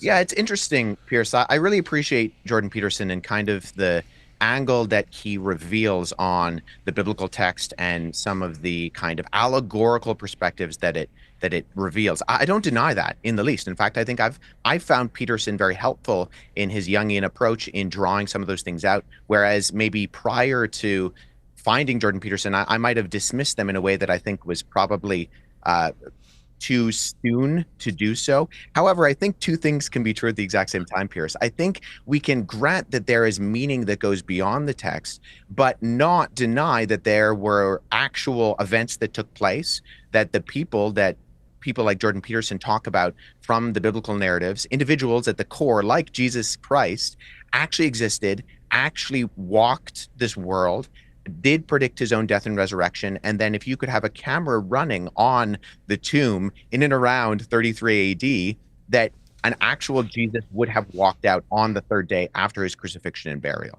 Hey, that's actually funny because if people didn't see Alex O'Connor's interview with Jordan Peterson, they won't know what Wes is talking about right there. So Wes says, yes, you can have all these layers of meaning and allegory and so on, but if you had a camera sitting in front of the tomb, Jesus also walked out. Jordan Peterson said that when Alex was sort of pressuring him, saying, okay, you're saying this stuff, you take this stuff as true, but like what's true in a psychological sense, true in a sense of meaning, it has meaning. And he kept pressing him over and over and over again, and hats off to him for finding, because lots of other people tried to get Jordan Peterson to clarify, what do you believe actually happened? What do you actually believe happened? Not just what's the meaning or what's the takeaways. What do you believe actually happened? Finally said, okay, if you went back, you put a camera in front of the tomb, is Jesus going to walk out? Did that happen? And Jordan Peterson said, yeah, he does think that Jesus walked out of the tomb. And so it was like, oh, awesome. So I think Wes brought that up without saying that's what Jordan Peterson said in that discussion. But he brought that up to say, basically, Jordan Peterson is on the same page. He's focusing on the meaning and the psychology of these things and so on. But there are definitely elements where he says, yeah, and Christians are right about this being a historical event. So it's cool stuff. That is the crux of this, isn't it? Is that whether Jesus of Nazareth was resurrected really goes to the absolute essence and heart of Christianity, because obviously if he was, then that is a miracle. And then everyone that believes in Christianity and what it all stands for and Jesus and everything would feel validated by the fact, well, how else do you explain it? So it's at the crux of it. From the text of the New Testament then, where is the actual hard evidence for you as an historian that actually happened? Yeah, I think we do, Piers, have a historical question in terms of we have an actual character who we can demonstrate that lived, and then we have that same character being demonstrated in multiple independent and cross-reference sources, chief of which we call the Gospels, Matthew, Mark, Luke, and John. But just because those are religious texts now doesn't necessarily negate that they are historical texts. These were... Yeah, just wanted to point it out, just because most people don't know this. The genre, it's called the genre. What kind of books are the Gospels? What are they writing? What are people sitting down and writing? Because atheists will think, oh, they're just writing down legends. It's like on the level of Aesop's fables or something like that. No, the genre is first century Greco-Roman biography. That's how you write a biography in the first century Greco-Roman culture. And so that's what they're trying to do. They're trying to write biographies. Yes, we Christians now regard them as the inspired word of God. At the very least, you have to deal with the fact that these guys are trying and claiming to write biographies of Jesus. Now, keep in mind, you could believe they're wrong about things or that they're making things up or something like that. But understand, you have multiple first century biographical sources. And then the question becomes, where did these ideas come from? And just going, Jesus never existed. You're not helping anything. You're not helping anything. You're embarrassing yourself. Stop it. Independent written sources that come from the time frame. If we want to know about someone from the ancient world or history in general, we go to the earliest sources, preferably eyewitness sources. And I think that's what we have within the Gospels. So we have a character who lived, who died, and then a character who was said by an early Jesus community to have been resurrected. And the accounts of that are not just kind of scant. They're not seeing Jesus off from afar as some sort of apparition or something like that. What we have is the case of instances of the early Jesus community saying they walked with him, they talked with him, they ate with him. And this happened over the course of, as Luke in his combination, the Gospel of Luke and Acts, says over the course of 40 days. This wasn't a short event. And so there were as many as, Paul says, up to 500 witnesses who took part in this event before his ultimate, resurrecting, going to the ascension of the right hand of the Father. And so it's a historical question, Piers, in the sense that we have to account for what is the best inference to the explanation of this particular thing happening. And I would contend that given the historical data that we can look at, I don't think it's out of the realm of possibility to explain this from a historical perspective, and that when we do so and we look at the independent testimonies that all intersect on this particular event, we actually, the best explanation to that is that this event actually did take place. That actually connects with what I was saying. Guys, if you have all these facts that we know, so you got first century books that are claiming to be biographies. We know that belief in Jesus' death and resurrection and appearances, all that goes back to the earliest Aramaic-speaking church. Belief in Jesus' deity goes back to the earliest Aramaic-speaking church. And what he just pointed out is you have to take what you know and then make an inference to the best explanation. What is the best explanation for why we have this here? What's the best explanation? Because I would say Jesus was making some amazing claims about himself, and he rose from the dead and appeared to them. That accounts for everything. That accounts for the early Christian belief. That accounts for the Apostle Paul. That accounts for everything. Once again, if you have a better explanation, love to see it. But, well, Jesus never existed and the gospel's written in the 5th century. Just ain't it. You sound really, really dumb when you say stuff like that. The counter argument is that Paul the Apostle wasn't there for the resurrection himself, and there's no other reference really, other than I think the 1 Corinthians chapter 15. There's only one other reference to the fact that 500 people witnessed this. Does any of that, in your eyes, put more doubt on it? Interesting question there, Anthony. So he's basically saying, hey, so Paul in 1 Corinthians 15 is our only source on the appearance to the 500. And therefore, I'm trying to think of a way for this objection to make sense. So basically the objection is, hey, it's only Paul that says it. We don't have that anywhere else. So can you really trust it? But my view would be, yeah, the Apostle Paul is saying it to the early church. And he's saying that you could still talk to these people. So it'd be very, very weird of me to say, oh, guys, hey, you know the thing that just happened? Yeah, I got 500 witnesses here, and no one actually knows what I'm talking about, or no one knows any of this stuff about witnesses and so on. So, guys, yeah, looking at it from 2,000 years later, it's easy to go, oh, you know, Paul says there are 500 witnesses, but how do we know? Yeah, but Paul is writing that to an early church, and it's part of a creed that goes back to the Aramaic church. And so it's kind of weird to just say he's just making something up in that environment and getting away with it. Yeah, you know, also, I don't quite know what he means by saying Paul wasn't a witness. Certainly, Paul's Damascus Road experience is the equivalent underwriting Paul's apostolic office that was the case in the for the other apostles. And he says in Corinthians, have I not seen Jesus our Lord? Jesus our Lord. Yeah, you know, what I was going to point out, though, is I think what some people mean when they say this, and maybe Piers has sort of mixed this up a little bit, is sometimes they say he wasn't a witness to Jesus. He didn't know Jesus before. He wasn't a witness to his ministry and so forth. But what's interesting is, you know, that's taken for granted by a lot of people, but there's some significant pushback against that. Pauline scholar Stanley Porter, also a Greek grammarian, I mean, he's a heavyweight scholar, has written a whole heap of things on Paul, and he contends that this should be challenged, that Paul didn't know Jesus. One of the points that he makes is Paul was an up-and-coming Pharisee, and he was a rambunctious one at that, very zealous. The idea that Jesus is going up to Jerusalem, causing a stir, and even outside of Jerusalem, the Pharisees are sending delegations to inquire into things. They send a delegation to John to ask him who he is, and of course they're hounding Jesus. It may be even possible, Porter saying that Paul was among some of those groups. But in any case, certainly in Jerusalem, when Jesus goes there, you can be sure Paul would be pushing his way through the crowd to see Jesus. You know, his hostility to the early Christians didn't come out of nowhere. There was something in the background of this.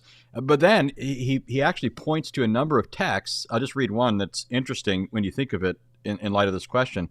Paul says in 2 Corinthians 5, he says, "Therefore, from now on we recognize no one according to the flesh, even though we have known Christ according to the flesh, yet now we know him in this way no longer."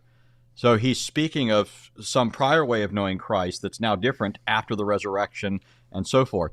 Porter thinks this is one of those verses that proves Paul did know Jesus from before. But also interesting about Paul, for those who would be skeptical of historical information he's sharing, also important that Paul, he receives revelations. He receives revelations about what he's to preach. But according to Galatians, he actually goes and confirms with the apostles, because this is a guy who believed that Satan can transform himself into an angel of light. And so this is a message for all you fans of Muhammad out there. Guess what? Someone can believe he's getting revelations and they're actually not coming from God. That can happen. Paul knew that. Muhammad is apparently too dumb to realize that. But Paul eventually goes up to the church in Jerusalem to verify that what he had received by revelation lines up with what they gathered from learning from Jesus for all these years. He says, and the apostles gave him the right hand of fellowship, so they agreed with him. Point is, the guy seems pretty careful. As a Pharisee, he would have been obsessed with accurately transmitting traditions from the rabbis and so on. When he becomes a Christian, he transfers that to the apostles. I want to verify that I'm transmitting reliable information from the apostles here and so on. So he seems like a very careful dude. Doesn't seem like, oh, let's make up a bunch of stuff about 500 people. Duh. Anyway, here we go. I don't think so, because I think when we look at something that we can try to historiographically explain, we look at the various explanations and then we account for the data. So you're correct in the sense that 1 Corinthians 15 is the only place that's mentioned where we talk about these 500 witnesses who saw Jesus all at once. However, when you corroborate those with the accounts that we find particularly in Matthew, Luke, and John, I think it does explain, especially when you have the instance at the ascension in Matthew and Luke, that those 500 people could have been the individuals on the mount when Jesus ascended. You know, it's not overt in the text, but I think even the fact that we have one instance of this being spoken about, and then we can look at the individuals, Matthew, Mark, Luke, John, and then others in the New Testament documents that talk about the resurrection of Jesus, that, even James, the brother of Jesus, in the Epistle of James, referring to his brother as our glorious Lord, a title that is attributed only to the God of Israel, Yahweh. So I think we have to explain these particular instances where we don't just have people who are friendly to this happening, but we have individuals who are actually hostile. In James, the brother of Jesus, who the Gospels tell us that Jesus' family was actually very hesitant in how public Jesus' ministry was. Then we have likewise Paul, who started his life as a persecutor, and that has a radical 180 in terms of him then going on and writing the majority of Holy Scripture within the New Testament. Now, again, Not talking about the majority of all the content, but just if the most letters. So numerically. So as far as number of contributions, in other words, Paul contributed letters, which tend to be pretty short, and they're significantly the letters are significantly shorter than something like a gospel or something like that. But as far as number of works contributed, Paul is the boss. Quick comment here. Haja says, David Wood, please talk about Christianity. Our faith is not Islam. And Haja, I don't know if you know this. It is so absolutely reprehensible when you say stuff like this that I'm just blocking you. I have no tolerance for this anymore. This idiotic nonsense. One, we're sitting here the entire time talking about Christianity. You're saying stop talking about Islam. So I already think that you have no clue what you're talking about, and you're just a troll. Two, unless you're an undercover Muslim who's just trying to shame us into not talking about Islam, in which case absolutely pathetic.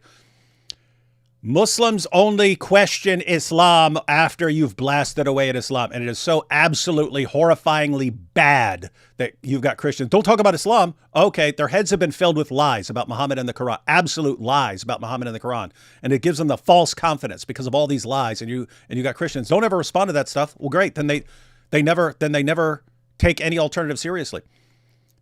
If you added up all the people I've ever come across who've left Islam, probably 95% of them only took the gospel seriously after Islam had been crushed in front of them. And yet you still got people, don't talk about Islam, not interested. And if you catch me at a moment like right now, I am so not interested that I do not want to argue about it. Do not want to try to convince you. I just don't ever want to hear from you again. That's how revolting it is. One of the biggest problems in the world of evangelism is Christians saying, don't criticize Islam. You'll just hurt Muslims' feelings. And you don't want to do that because hurting people's feelings is the worst thing you could do. And then the claims about perfect preservation and scientific miracles, it never gets challenged. Their weird theology never gets challenged. And they have this complete confidence. And I'm just going to point it out because Nabil told me this. Nabil said, after he became a Christian, he said, whenever we were discussing Christian topics, and we were investigating Christian topics, the reliability of the New Testament, Jesus' death by crucifixion, Jesus' resurrection from the dead, Jesus claims to be the divine Son of God. Whenever we were investigating these things, we actually looked at the evidence. He said, I thought to myself, wow, I didn't know that Christians actually had good evidence, but Christians actually have good evidence for everything they're believing. He said, but when I would think that, I would also think, well, even if they show me with 99% certainty that all these claims are true, guess what? I'm still 100% sure that Islam is true because of the scientific miracles, because of the perfect preservation of the Quran, because of the amazing character of Muhammad. And guess what? It was when we went through and challenged all of those issues, that's when he was able to take the claims of Christianity more seriously. So guys, just go away with that. If you want to go in your church or whatever and say, we're never going to talk about Muhammad, fine, go do that. But do not come around here spouting that idiotic nonsense because we know better. Goodbye. To play devil's advocate, the argument against it goes, look, all these witnesses were likely to have been pretty primitive, mostly illiterate people. Eyewitness testimony notoriously is unreliable. It's the least credible evidence in a courtroom these days, for example. And since the historical method doesn't deal with miracles, it's ridiculous, people say, to base any history on it. And even Matthew's gospel tells us when Jesus appeared in front of his 11 disciples, some of them doubted, to which people say, well, if even not all his disciples believe this, why on earth should we? Yeah, I think there are a few things going on there. In terms of the historical method and how we actually evaluate things, we only have witness testimony. You do have something that's very different than a courtroom in a modern legal setting, right? Even something like hearsay. Well, all of ancient history in one sense is hearsay, but that doesn't apply when we apply it to the historiographical method. We need to use the same standards that when we would look at something like, say, the biographies of Tiberius with Velleius Paterculus, Tacitus, Suetonius, and Cassiodeo, when we have multiple instances of reporting on someone's life, we look at both the things that they agree on and the things maybe where they have a differentiation in detail, and then we try to the best of our ability explain some of the different instances that are going on. Now, I would say, to the accusation, well, these are just ancient, illiterate people, that's what C.S. Lewis referred to as chronological snobbery. Just because people are ancient neither means they're stupid nor that they don't know what's going on. And what we have, by the way, that is a common thing, like they could believe in the resurrection back then because they were dumb. They understood how death works, ladies and gentlemen. They understood from experience, you die and then you're dead and we bury you and stuff. They understood things like that. They understood, oh my goodness, the guy who died is appearing to us. Something's going on here. They understood that. And guess what? Today we'd have the exact same reaction. Wait a minute. That guy who died and was buried is now here. Something's going on. Either we were wrong about his death, in which case something weird is going on, or he's raised, something weird is going on. Point is, that is not something that, they were just dumb back then and we're not. We're smart. Doesn't work like that. And it's interesting, this comes right after they were talking about Paul, who was anything but uneducated or adult. For one, he was educated in Tarsus in his early days. They had a really good educational system. And then they went to Israel for him to study at the feet of Gamaliel. Paul was exceptionally well educated in his day. And that's even recognized. I mean, in the New Testament, of course, and if maybe somebody wants to dismiss it, but remember at one point the king says, your great learning has driven you mad, right? It's recognized that he had great learning. But even today, scholars today looking at Paul, disagreeing with him as they do, will say he was an incredibly brilliant man. And I suspect anybody who can read him and not think he's brilliant is only giving evidence of their own impoverished understanding, because he really is exceptionally brilliant in quite a number of ways. And I think even Christians for quite a while in their Christian life, even after reading him a lot, will miss a lot of the profundity. I mean, it just doesn't end. Paul is an incredibly deep thinker. And this goes all the way back to Moses, by the way. Remember, Moses was educated in all the learning of the Egyptians. Moses had one of the greatest educations you could possibly have in the ancient world. The Egyptians weren't stupid. They built the pyramids, right? I mean, you're going to call those guys stupid? One of the things that I always think about when I hear this sort of thing is obviously in some ways we're more advanced. We have technological advances, but some of our technological advances still leave us incapable of doing some of the feats that the ancient world pulled off somehow. But besides that, I often think if I was, for example, if you or I were abandoned on an island somewhere, hopefully we could survive, but would we survive as well as one of these ancient figures? I mean, No. When I was reading just earlier today, I was reading. We're going to die, Anthony. But I was reading Eusebius, fourth century church father. Obviously, he doesn't have all of the knowledge we've accumulated in the sciences and some other things. But there's a lot that we've lost, a lot of us, most of us, just because we don't need them because of our technological advances. If I was on a ship, I don't think I could navigate by the star. Well, I know I couldn't. I couldn't navigate. But the ancient person could very easily navigate his way because they're used to, utilizing the stars for different things. I mean, there's just so much that we don't have because of our apparent. I get away with driving somewhere without learning the streets in my city because I've got a GPS. So yeah, in a sense, we're more advanced, but take away my cell phone and I can't find my way home. Yeah, and that's similar to, so you got everyone, we're smart and we're modern. But it's always in my mind, if like civilization breaks down, right? The food supply runs out and there's rioting in the streets and stuff. I'm fine. I'm going to go move in with my hillbilly cousins in West Virginia who live from deer and squirrel and everything else. And guess what? They'll be fine. They'll make it. They'll make it. Other people are going to starve to death. And yet they're the smart ones. They're the smart ones. They know everything. Yeah. And terms plus, of when you look at the miracle accounts in the Gospels, the whole point is, I mean, these aren't dummies. They don't just think this stuff happens or whatever. When Joseph wants to put away Mary, who's pregnant, it's because he knows how babies are born, right? He's not dumb. That's not the point of these stories, that they're just gullible and believe anything. He wants to put her away because he's thinking, I know how babies are born. Right. Yeah. And when the women come to the apostles and say, Jesus appeared to us, the guy's like, sure, he appeared to you. And then Thomas, who wasn't there, he's like, yeah, sure, he appeared to you guys. I tell you what, I'll perform a little scientific experiment if he shows up. But until then, I'm not believing this stuff. Why? They seem to understand that if someone is crucified and buried, then probably not going to be appearing to you. This event is really early on after Jesus' death. We have an explanation of what, if the resurrection didn't take place, what we would expect. The 11 disciples are hiding in the upper room. They're scared. They're aware of other messianic movements in the ancient world. Individuals like Simon Bar-Giora, who claimed to be the Messiah when his movement was squashed. So when he died, his movement was squashed. And so I think we have to look at, okay, what explains these 11 scared disciples then going on to not just proclaim that Jesus did rise from the dead, but actually went to the point of risking their lives in persecution. And some of them did die for that proclamation. Hey, he's accurate. He said some of them did die. That is the assessment. I just posted an interview with Sean McDowell. Anthony, I'm sure you've heard from back in the day. You got Fox's Book of Martyrs and so on. It listed how the apostles died and a number of the other earlier Christians. And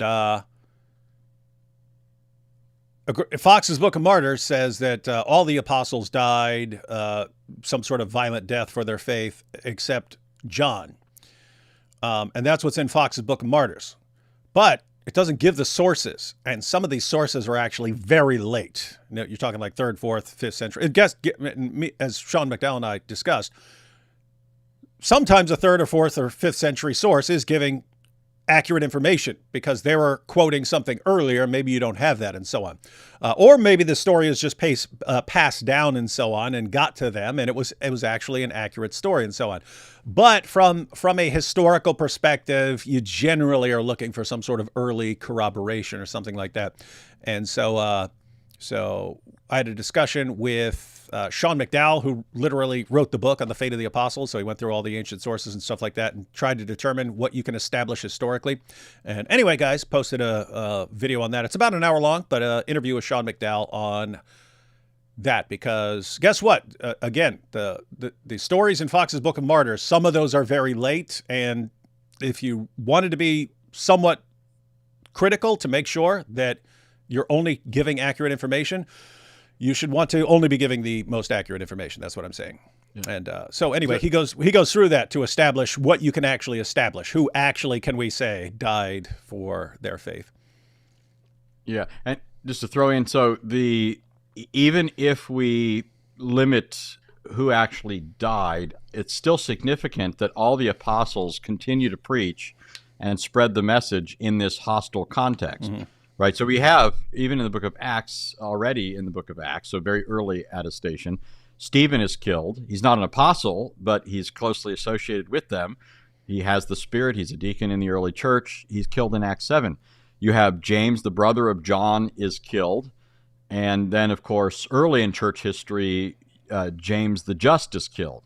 These are some pretty well-established martyrdoms. And, of course, there are more, but that being the case, remember what this is doing. It's causing the early Christians, I mean, it's providential. This person gets to die for Jesus, which is glorious. And then the Christians are being scattered because of this persecution, which is like scattering the seed. Here's Jesus, the Son of Man, going through and scattering his seed. He sent his followers into the world because of this persecution. But the apostles continue to preach in this context. And even if they're not always being, killed at every turn, they're being persecuted at every turn. The possibility of being killed is always potential. That's always rife. Paul. I preached not long ago on Acts 14, where Paul and Barnabas, after they're in Lystra and they perform a miracle, the people think it's Zeus and Hermes. I always get a kick out of that. Paul and Barnabas are taken for these two Greek gods that have come down as men. But the real kicker is that they want to stone Paul and Barnabas, and they leave and go down to Derbe, and news probably traveled there. Of course, the Jews from Antioch and Iconium came down to persecute them as well. But there in Derbe, they actually are stoned. And just like the Jews came down from up in Lystra and so forth, news would have traveled back to Lystra, where they wanted to stone him, and say, hey, look, don't worry, fellas. The people in Derbe got him, right? But then it says that the apostle or the early believers gathered around Paul, and then he got back up and he walked right back into the city, right? But then it says, this is the best part, he retraced his steps. He goes back through all the cities he had previously been in, including Lystra.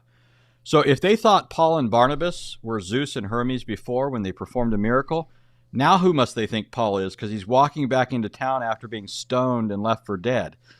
Maybe he's a greater god than Zeus and Hermes. Maybe he's, I don't know, Kronos or one of the Titans or something. I get a kick out of it. But this is the life of all the early Christians. They're in this hostile environment. And but the main thing is to consider when people are charlatans and they're making stuff up. There's a goal. There's some end. They want fame, fortune, women, right? They want to be Muhammad hijabs. They want to use religion for wives. Gotta have my muta wives. But that's not what the apostles are getting, and so I mean, you got to have some explanation for that sort of thing. Just saying that they're a bunch of charlatans isn't going to. I mentioned Eusebius, his Proof of the Gospel. He's got a thick book where he's arguing the case and brings up all these really great things, but he points out something of the absurdity that you'd have to dream up on the part of the apostles to account for this. You have to get the 12 apostles together to agree, and the 70, because a lot of people forget the 70. Right? There was a broader group of people that were being sent out by Jesus that were sent out earlier, and these are still in the picture when the apostles are being commissioned.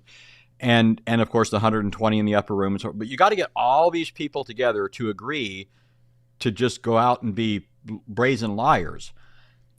And then you've got to get them all to maintain that testimony to the bitter end in the face of all this. None of them, absolutely none of them, turn tuck tail or play turncoat and say, okay, we were lying. I mean, I was thinking about this. The mafia, there was a strict code, right, of being loyal.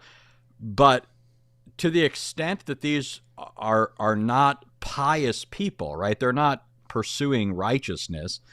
Once their own skin is on the line, they tended to turn on each other. right? Unfortunately, I mean, well, fortunately, but unfortunately, but I mean, if the code is absolute loyalty, and you've got people once their own necks are potentially on the chopping block, turning on each other, it shows you what's typically the case of people who are colluding for something that they know is not good or not true or a lie. And so how do you get this with these early Christians, that none of them are turning and saying, okay, we were lying and making it all up just so you'd persecute us, just so we could get stoned and whipped? And we have the Apostle Paul in 2 Corinthians describing his wonderful life as an apostle. He says, 5 times I received at the hands of the Jews the 40 lashes less one. 3 times I was beaten with rods.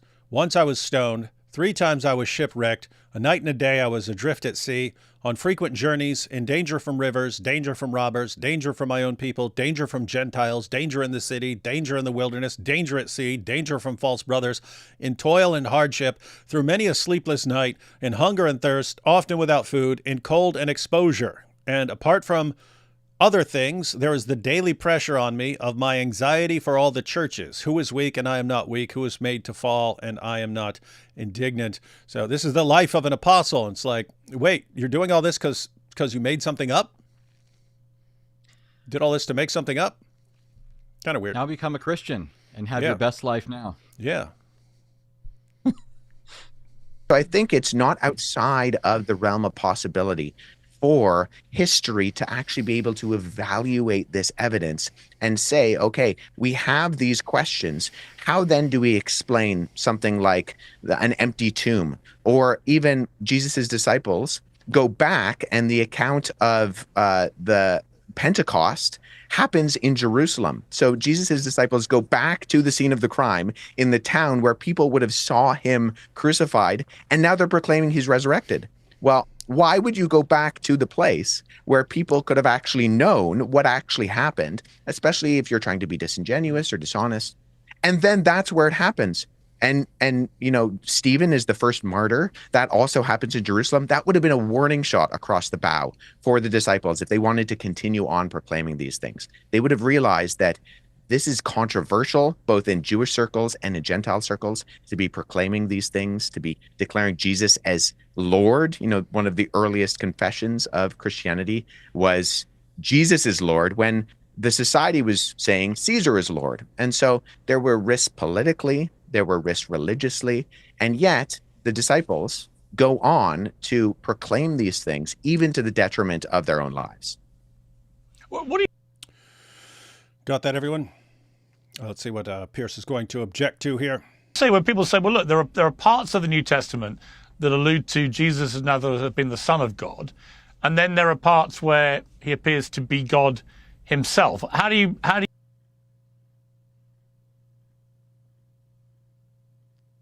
I thought you froze for a second. I did not freeze. He's just talking about how he's a lifelong Catholic and so on.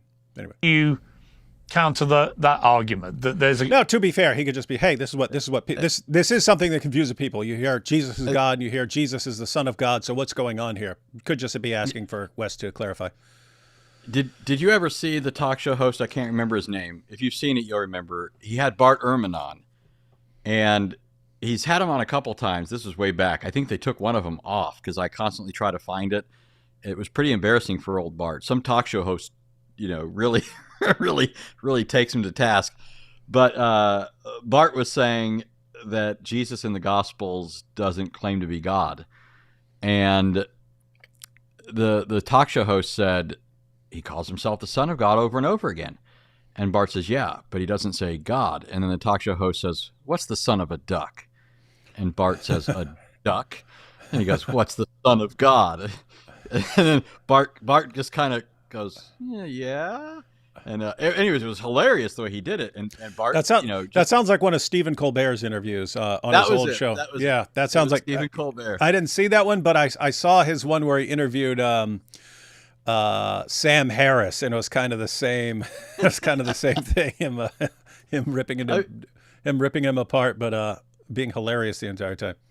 Yeah, and he did it for like 3 or 4 minutes, and I'm thinking, Bart, disagree with him as you will, but he's a smart guy, really smart guy, very well read, and he has great retention, recall, all the rest. And here's Stephen Colbert just easily sort of taking him apart. What's the son of a duck? Yeah. Poor Bart. Nice. Inconsistency there.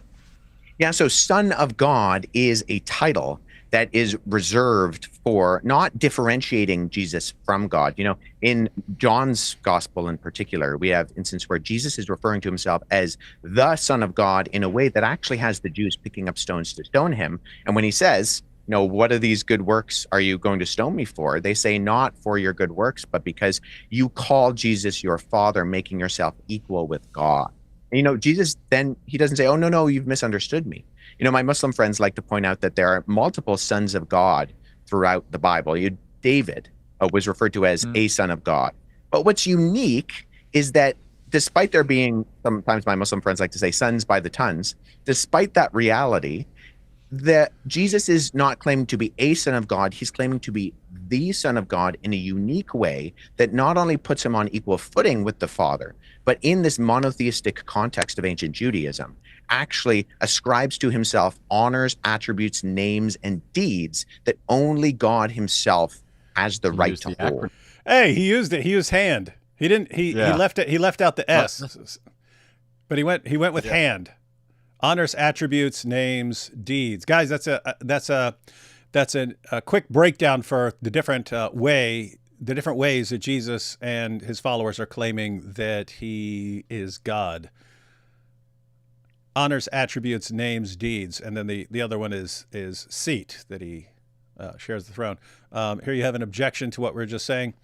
A son of a duck is still not the same as the father duck.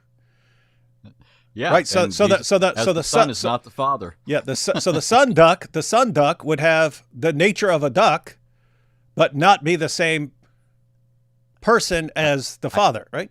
Well, there you have it. Modalism's out. Right. So now, obviously, we would still want to say there's something more to be said for the unity between Father and Son. That goes beyond just created things are in a completely different category. But the point is, you can't use that. You just can't use that to dismiss the claim, because even with the things we're familiar with, we understand why these objections would fail. Yeah. So the names, like other names are used to talk about God. God is called our shepherd, right? The Lord is my shepherd, Psalm 23. Do we take that term and read everything about earthly shepherds onto God, or do we recognize that it's communicating a point? There's some point of contact between how we use the word and God, though it's not the same in all respects, right? This is where we distinguish between using a word univocally, equivocally, or analogically, right? If we were using it univocally, we would mean that everything that's true of a shepherd is true of God. So God walks around with sandals on and a shepherd's crook and a long robe. No, that's not the point. But it's also not equivocal. It's not using the word in a completely different way than we understand it. But rather it's analogical, right? There are points of contact between. The idea of a shepherd is somebody who cares for his sheep, watches over them, takes care of them, leads them. And that's what we're saying about God when we call him our shepherd. So similarly, when we use terms like Father and Son, we're recognizing that there are points of contact when we talk about the first person of the Trinity and the second that correspond to those terms, but we don't think that everything that's true of a Father and a Son is necessarily true of the Father and the Son, right? But it's very clear that at least this much is entailed by the use of that term, and Wes is making this point, but just to underscore it, in John 5, one of my favorite texts, Jesus heals a man on the Sabbath. And the reason I get a kick out of it is because Jesus just healed a man. He made a man whole on the Sabbath, which points to Jesus restoring people to full health and life. And the Jews want to kill him because he's done this. So the reason this is funny to me is because apparently it's illicit to heal a man on the Sabbath, but it's not illicit to want to kill a man on the Sabbath, right? So you can't do that work, but we can do this one. But Jesus could have justified what he did in any number of ways. He did so on other occasions. He pointed to the example of David under extreme circumstances. He did what was otherwise not lawful. when he ate the showbread, which only priests could do. He could have appealed to something like that. But what Jesus did on this occasion was he upped the ante. He said, "My Father is working until this to this very day, and I too am working." And what he does here is he uses, in Greek, it's called the present of past action still in progress. It means the Father has always been at work till this very day. He hasn't ever ceased being active, even on the Sabbath. And then he says, "Me too." He's saying, I too have been at work with my Father throughout the past up until the present. So he's claiming to be his works to be coextensive with the Father's works. And then it says the Jews wanted to kill him because not only was he breaking the Sabbath, but was even calling God his own Father, making himself equal with God. So this is how they understood his claim to deity. And then what does he do as he goes on to explain this? He says he does whatever he sees the Father doing. Everything the Father does, the Son does. There isn't anything the Father does that the Son doesn't do. And in fact, I think you could go through that chapter and go through all the little, words in the acronym there that Wes just used: honor, attributes, names, deeds. Jesus has the name of God there, right? I mean, they say he's making himself to be equal with God. Close enough, right? He does call himself the Son, but he's given the attributes of God. They say he's claiming equality with God. He claims to do the works of raising the dead and of judging people. But he also says that all must honor the Son, even as they honor the Father, right? I mean, you could just go down the list. The evidence for the deity of Christ in that chapter, in connection with his claim to be the Son, is all over it.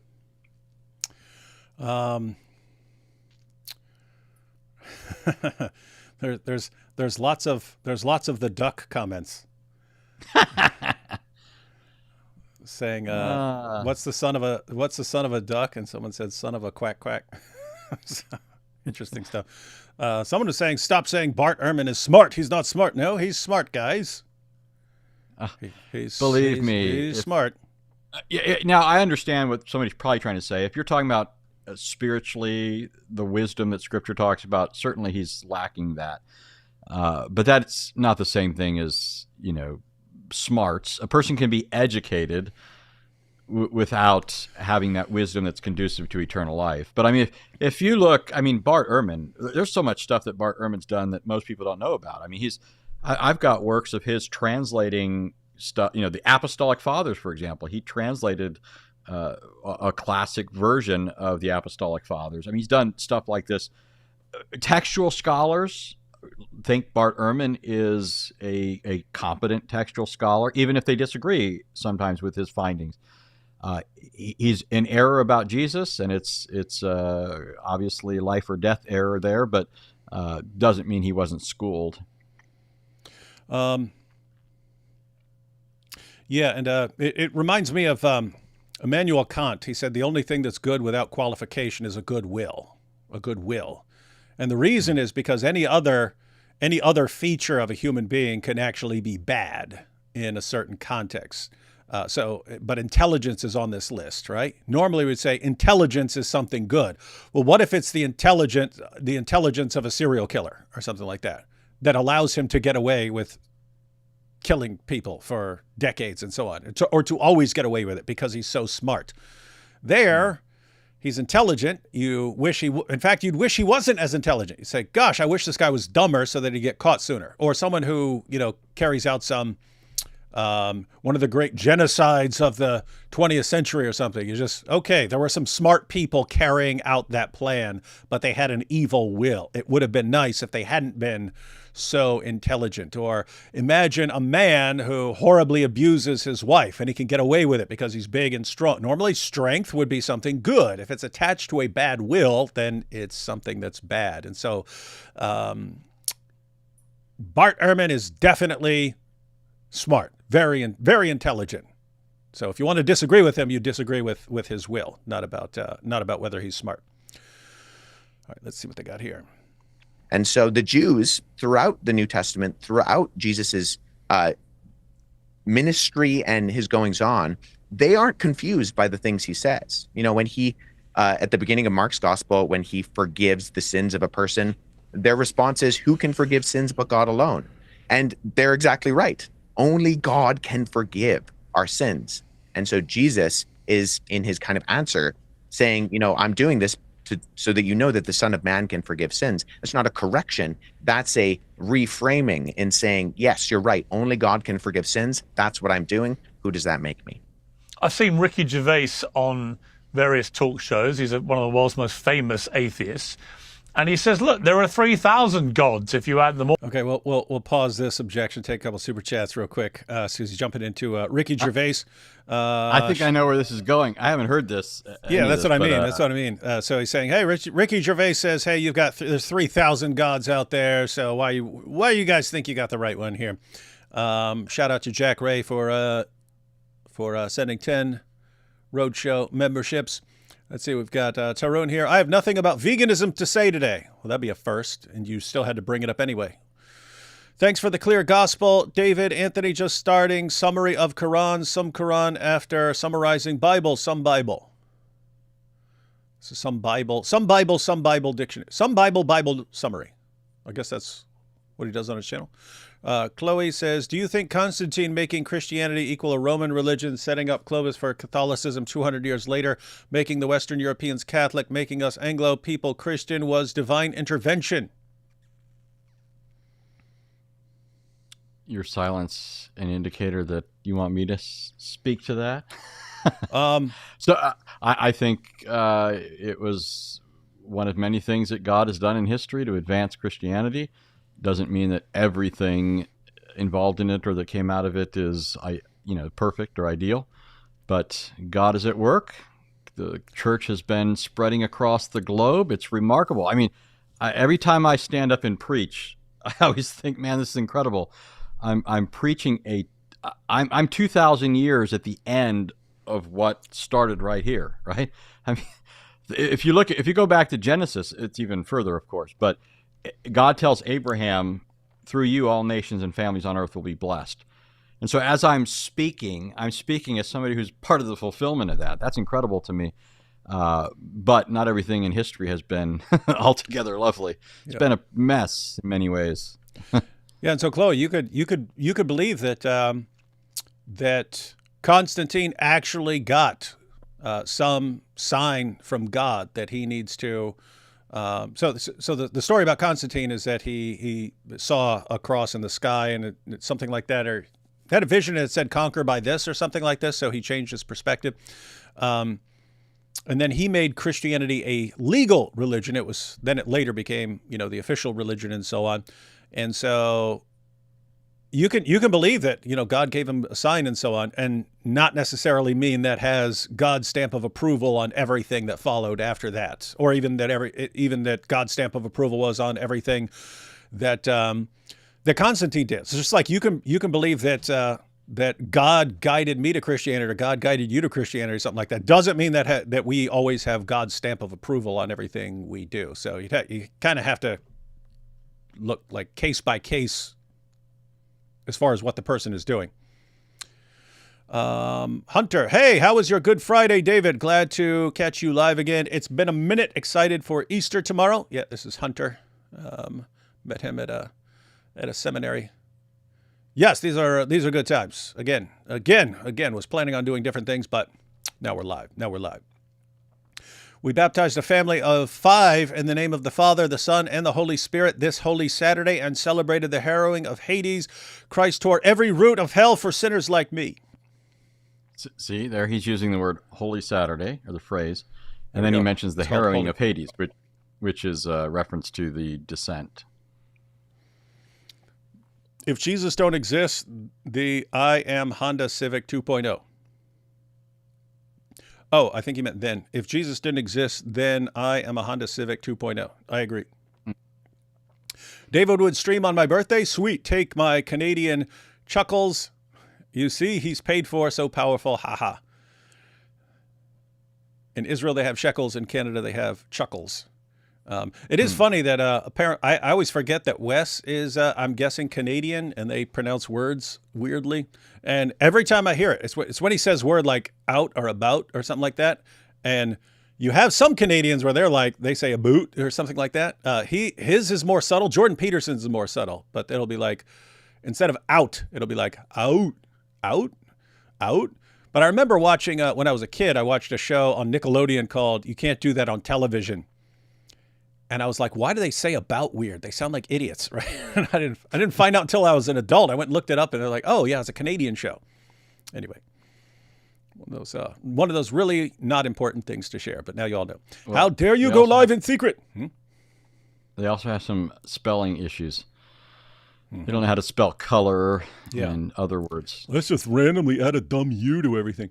Hi, David. Would you consider debating Alex O'Connor again, perhaps on the topic of whether Jesus resurrected? Yeah, sure. I'll debate the resurrection. I debated the resurrection a bunch of times. I got to say, I was pretty confused how the Jordan Peterson clip was presenting an opposing opinion to Wes Huff when I first saw the clip. Yeah, I gave what I think was going on there, but I finally finished and posted my second Islamic dilemma video. Oh, good, because Celerio's been going carefully through stuff. I'm not doing videos elaborating on all the key passages, but choosing core ayat from each surah to form the core of each video's argument. That is what I would recommend. I think we ultimately want some sort of content on everything, but that'll be like a team effort. In other words, there will be someone who fills in this gap, someone who fills in that gap, and so on. But in general, you want to do a really good job on the most important stuff. Richard is my son who watches your stream. Smart boy. A young apologist in the making. Teach them young to understand the truth. Study to show oneself approved. Yes, this is all good advice. This is good parenting advice for everyone out there. So what you said is that according to Galatians 1:8, Islam is in the Bible. Aha, you see, Islam is in the Bible. Yep. It's very powerful. When you help bring as many people to Christ as D would, then you can speak on what he covers. God bless you, David. I mean, people can speak. It's just when people are giving like advice and they're just stating it, and it's like it's completely wrong and it's bad and it is detrimental to evangelism in the world. It's just, oh gosh, because people don't know. I've said before, guys. I've said this in live streams before. You don't realize what things were like if you go back to like 2008, 2009. It was standard in Christianity, even in churches where they're training Christians to reach Muslims with the gospel. It was standard. Don't ever criticize Muhammad or the Quran. Don't ever do it. If you do, you'll just drive a Muslim away. He'll never listen to you again, which means he'll never listen to the gospel, and therefore he's going to be doomed to hell, all because you criticized Muhammad or the Quran. They were training this. And I was sitting there thinking, this goes against everything in my experience. Everything. I start criticizing Muhammad. They can't stay away. They come right at me. And so it's like, why are you saying this? I traced it back. I tried to figure out where they were getting that. Where are you getting the idea that you don't criticize Muhammad or the Quran? Where are you getting it? I traced it to two sources. Apart from just Christians in the West thinking you don't want to ever hurt anyone's feelings. Apart from that general sort of thing. Apart from that, they were getting it from two sources. They were getting it from Christian missionaries in Muslim countries who would come back and speak at a church. So you got a Christian who is a missionary in Pakistan or something like this, and he comes back and then he talks about how to share the gospel with Muslims. And they would say, don't ever criticize Muhammad or the Quran. I'll be like, oh, well, it makes sense for that. Yeah, it makes sense in Pakistan. It makes sense in Pakistan not to criticize Muhammad or the Quran if you want to continue evangelizing. That makes sense for them. It doesn't make sense to say that to someone in the United States. So not a good source of information on how you're supposed to do things in the United States. Two, they were getting it from Muslim speakers at interfaith dialogues. In other words, they'd have an interfaith dialogue at a school, Christian, a Muslim, a Jew, and they all get together and talk about their beliefs. And the Muslim would say, isn't it great that we're here building bridges and we're all getting along? That's great. But just so you know, if you really want to keep these bridges going, never criticize Muhammad or the Quran, not to a Muslim. No. Don't do that. Don't do that. We want the bridges. We want the bridges. So just remember, never criticize Muhammad or the Quran. And then these Christians would tell me, hey, you're supposed to never supposed to criticize Muhammad or the Quran. Where'd you get that? Heard from the interfaith Muslim guy. And I'm just like, usually all I have to do is state it back to them, what they just said, and hope that they understand how ridiculous it is. I would say, so you're telling me that a Muslim speaker told you how to interact with Muslims if you want to get the gospel. And you think he's giving you reliable information on how to witness to Muslims. That's what you think. You think the Muslim speaker at your interfaith event is trying to give you good information on how to reach Muslims with the gospel. Is that what you think? Like, because me just saying it sounds absolutely insane. It sounds like an insane thing to say, but that's what they were telling me. Yes, I got good information from the Muslim on how to reach Muslims with the gospel. Oh my goodness. Wow. Yeah. So anyway, the point here, ladies and gentlemen, 2008, 2009, 2010, that was standard. Most of the comments I got from Christians back then were, David, how dare you? You're doing everything wrong. You don't know what you're doing. Fortunately, people have seen over the years, they've just seen it by experience. They've just seen, wait a minute, when people are leaving Islam, who are the people who are talking to them? It seems like the guys who are criticizing Islam are the ones who are leading people out of Islam.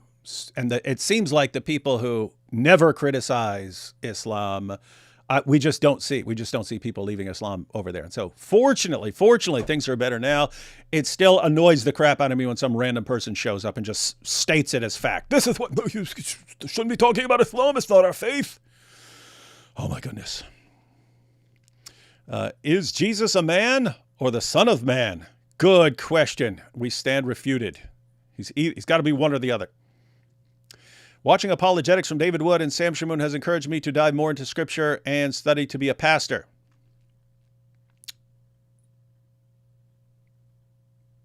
That's good. Learning Scripture, being a pastor. That's good. Just don't be corrupted and be like Muhammad Hijab if you become a pastor. Are you familiar with Ray Vanderlaan? No. He teaches the text through Jewish lens. He says Jesus claims to be God all the time, but as a Jew, we don't catch the references. A lot of his remez refer to passages equating himself with God. You familiar with Ray Vanderlaan, Anthony?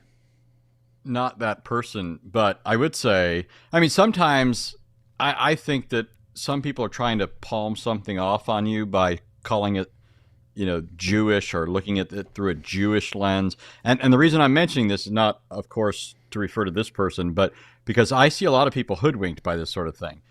Somebody comes along and says, we're looking at this through a Jewish lens.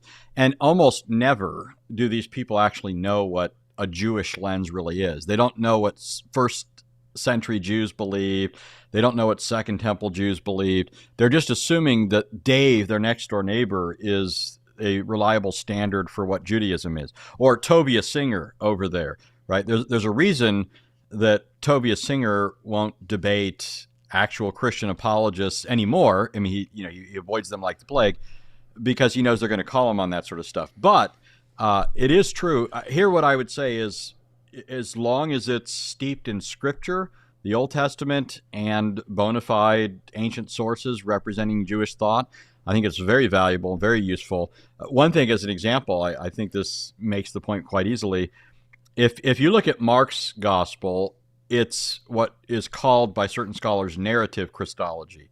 So it's setting forth Christ's deity more in terms of the story than it is just making overt statements like John does. Not that it never makes overt statements, but to the Jewish person steeped in Old Covenant history, this would have shouted almost more loudly than any overt statement.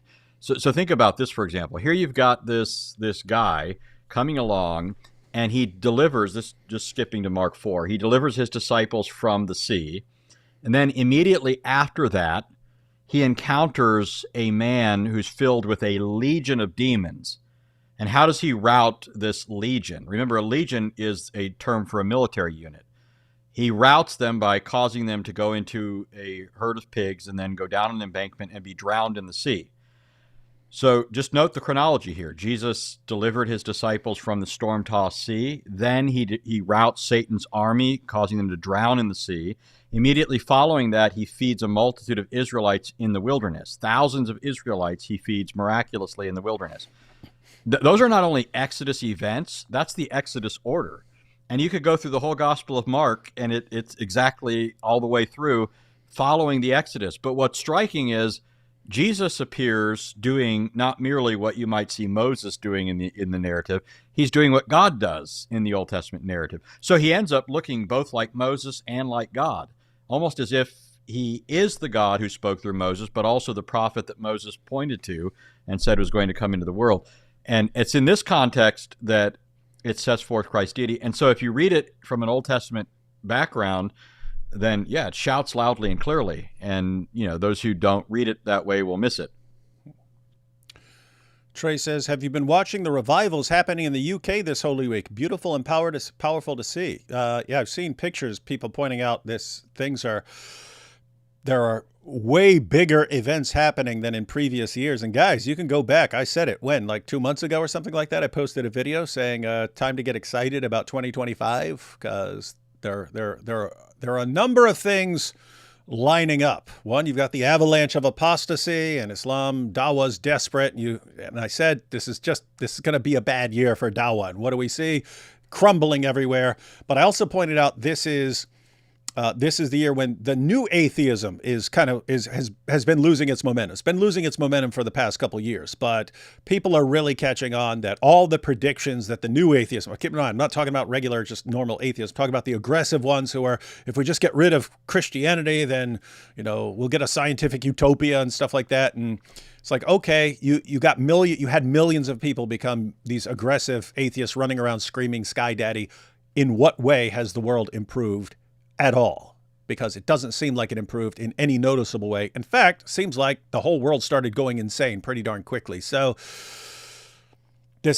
people are actually realizing, wait a minute, all the big threats to Christianity are kind of as far as the ones that have been attacking and so on, they're not doing well right now. They're kind of very, very shaky right now, and their foundations are crumbling beneath them. And people are catching on, and people are looking at that. So this is a good time. It's a good time. So see it. And I suspect we're going to see more of that this year. Son of a duck is a duck. Son of a goose is a goose. But the son of God is Ezra. Confirmed by duck, and goose. Oh, hi. Jesus resurrected, you see. That is good. That's a powerful point. Just so you know, Anthony, we have a ton of Ezra worshipers here. David, if you're going to talk about teamwork, then you should make Solaria Rosenquart a mod. I actually don't like, I've got a couple mods and stuff. I don't like making people mods until I come up with some set of rules, because I have had in the past where I'll make someone a mod and then they're annoyed at someone and they just start blocking someone who's annoying them and not something I would block them for. I block people who annoy me. So I don't actually have a problem with blocking someone that when I say annoyed, it's more like, is this person going to waste my time? This person's going to keep running his mouth about this stuff, and I can either let it go, in which case he's saying all this dumb stuff, or I can respond. But is it worth the response? Because this person's such a dope, I don't want to invest the time. And so sometimes I'm just like, I'm not letting this person waste my time. Boom, that's it. Click. So I don't actually have a problem with other people saying, this person's just wasting everyone's time. Click. I just have a problem if you're doing it on someone else's channel. I wouldn't want to do that on someone else's channel. And so anyway, I'm not saying Solaria would do that. Solaria may be the greatest mod of all time. I just want to actually write down some little description for mods. Say, this is when you time out someone. This is when you block someone or something like that. Something to where anyone I assign, I say, okay, you're a mod. Follow these rules. But I want to put that together first. And what are your thoughts on Lutherans? Ha! Lutherans. Lutherans. Well, it sounds like Lutherans. No. The thing with names sometimes is the name on the outside of a building can stay the same while things change within, and so I would just say there's and Lutherans, my Lutheran brothers and sisters would say the same thing. There are some good Lutheran churches, and there are some that aren't.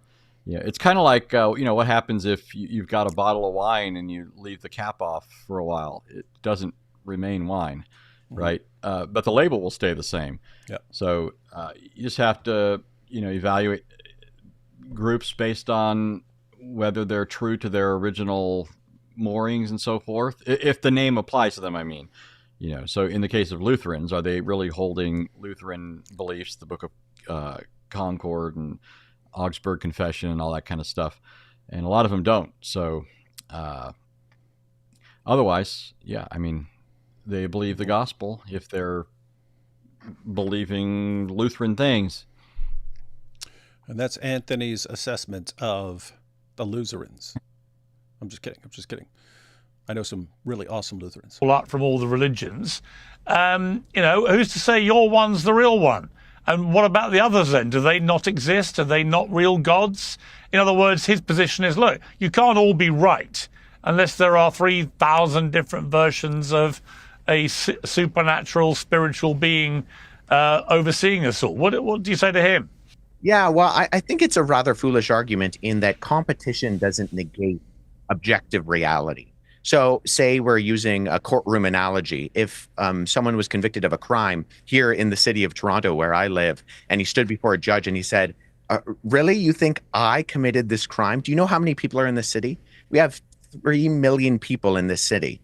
And you think I'm the one who did the crime? Really? Out of all the, how many people are in Toronto? How many people are in Ontario? How many people are in Canada? How many people are in North America? You really think that given the amount of people that are on this earth, I'm the one who committed the crime? We wouldn't then look at the judge and say, well, that's a good argument. Have you really thought about how many other people are around who, just because this particular individual you think committed the crime? Really? Well, no, we don't just arbitrarily, pick someone, or in the case of Christianity, pick a God.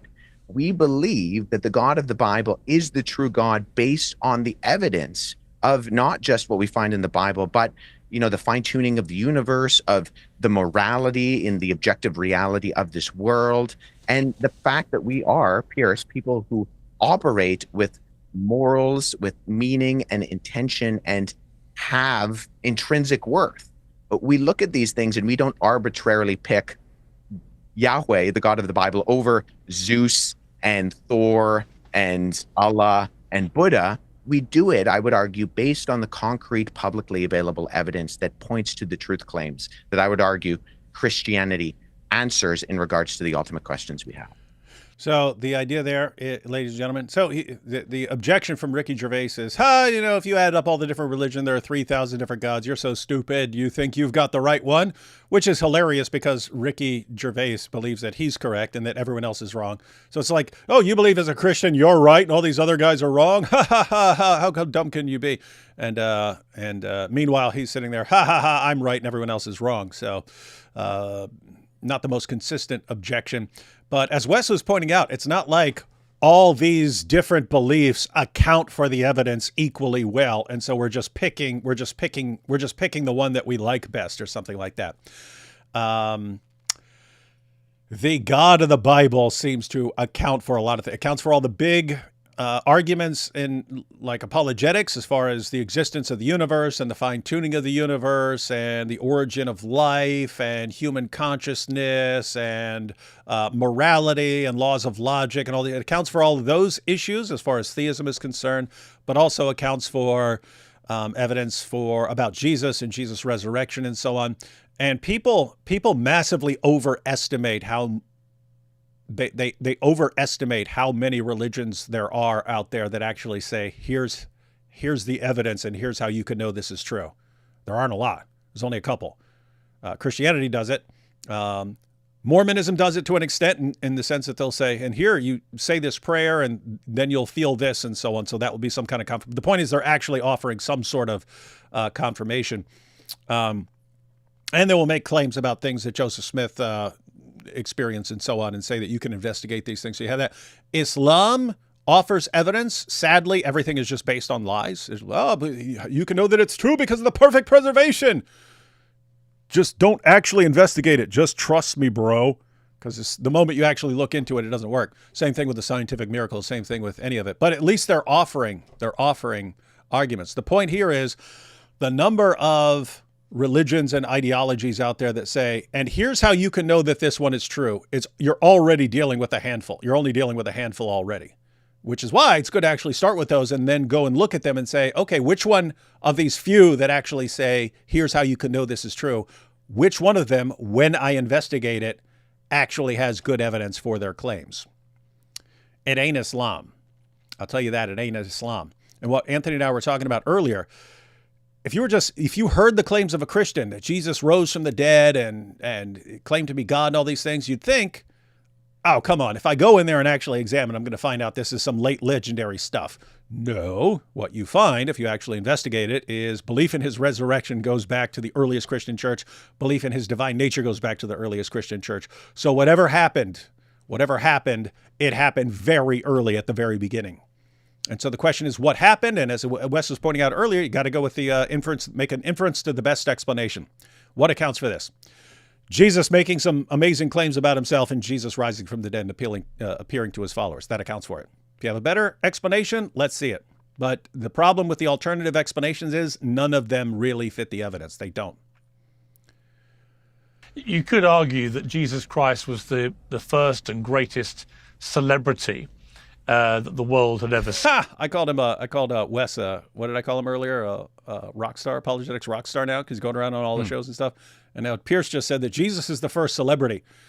I don't think that's true. You did have really famous people back then, so I don't know exactly what it means. But I know lots of really big. At the same time, though, he certainly wasn't a celebrity in certain respects in his own time. He was hated, obviously, in the religious elite, and others wanted to kill him. But it's interesting in the Gospels how much Jesus tries to avoid any kind of fanfare. That's and true. So forth. I wasn't even thinking about that. Yeah, I mean, he's constantly like, don't tell anybody about this. Yeah, right? don't tell everyone about this miracle I just performed. Don't tell anyone I'm the Messiah. Don't go around saying these things. Yeah, and then he would go off and pray when crowds are thronging, trying to get near him and so forth. He definitely wasn't looking for any earthly glory. All the glory that he got was largely in the wake of his ascension. So you can't claim that even Jesus was, we were talking before about the apostles not doing this for some sordid end like getting money or fame or power or women. Certainly Jesus, even during his lifetime, is showing the opposite of those pursuits as well. Celebrities. And I know a lot of stuff about them, and then I read stuff about them which I know to be untrue. In other words, a mythology builds up around incredibly famous people over time that often... Oh, I just got it. I just got the point he was making. I thought he was just randomly saying Jesus is a celebrity. He's saying when someone is a celebrity, a bunch of stories can arise about that. Matter of fact, he could have pointed out, this would have tied in perfectly. He could have said like Elvis, Elvis, such a huge celebrity. He died. What happened? People start saying that they see him. People start claiming to see him afterwards. That it wouldn't have been a great response, but it would have tied in perfectly. Bears no relation to reality, and often they don't really care if they're still alive because it all adds to the general mythology and celebrity status, and why kill a good story if you can possibly avoid it, and so on. When you read the New Testament with an historian's eye, do you see evidence of mythology creeping in where the basic tenets of Jesus of Nazareth and what happened to him and so on may well all be, to your eyes, verifiable historically, but that actually there may be mythology built up around that kind of character, and it's almost impossible to test that? Yeah, I'm sympathetic to this argument in that I think we do see mythological drift for particular people, especially as there is a time gap between, some of the instances that we have in terms of written documentation of these individuals. I think what I would look at as a historian is when we're looking at the particulars of Jesus's life, there are things that I just don't think you would make up. I mean, even the fact that Jesus comes from the city Nazareth, it's really the boonies, for lack of a better way of putting it, of Israel. People didn't expect Jesus to come from Nazareth. They didn't expect the Messiah to be a traveling itinerant rabbi. They expected in Jesus's day, with the cultural expectation of who the Messiah, the Christ, the anointed one who was predicted by particularly individuals like the prophets in the Old Testament, they expected him to be a conqueror. They expected him to come and to release the nation of Israel from under the oppression of the Romans. They did not expect the Messiah to be murdered by the Romans. And so I think if you're making up stories about him, there are particular details that we find in the New Testament and in the biographies of Jesus's life that really the only true explanation for them, I would contend, is because they actually happened. Even if you read the accounts of the biographies, the disciples really come across as pretty dumb sometimes. And is that why you emphasize disciples? Like, duh. I've seen that before. Oh. The disciples. They really seem. Jesus is teaching them, and they just continue to not get what he's talking about. Ultimately, to the point where Jesus is telling them he's going to be handed over, he's going to be crucified, he's going to rise on the third day. And even his closest disciple, Peter, is saying, that's not going to happen.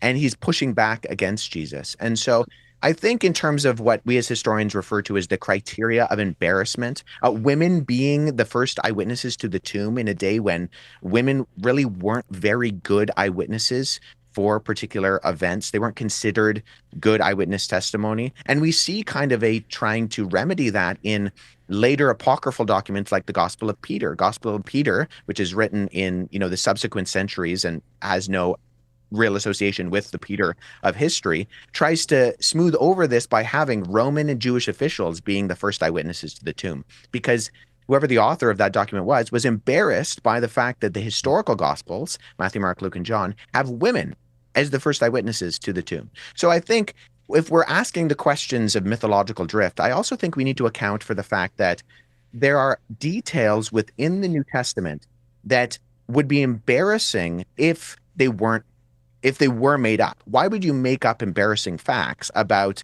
the closest disciples of Jesus, about the first eyewitnesses, and even about the kind of circumstances surrounding Jesus's life, unless those were actually things that actually did happen and they're trying to be honest with the information? Everyone catch that? That's called the principle of embarrassment, or the criterion of embarrassment there. So go back to Pierce's objection. Wait a minute, someone becomes famous, all sorts of stories quickly arise. And guess what? Stories did arise about Jesus, right? That, in other words, Pierce is correct, because you end up with more and more stories as the centuries go on, and people make up more and more stories. Some of them ended up in the Quran, Jesus giving life to clay birds and things like that. We don't have any first century evidence that this happened. These are later stories when people are, as Pierce pointed out, you've got a celebrity, you can make up a story, and your story, because everyone is so interested in the latest story. Today it would be gossip. You can make up something about some celebrity right now and pass it around very quickly.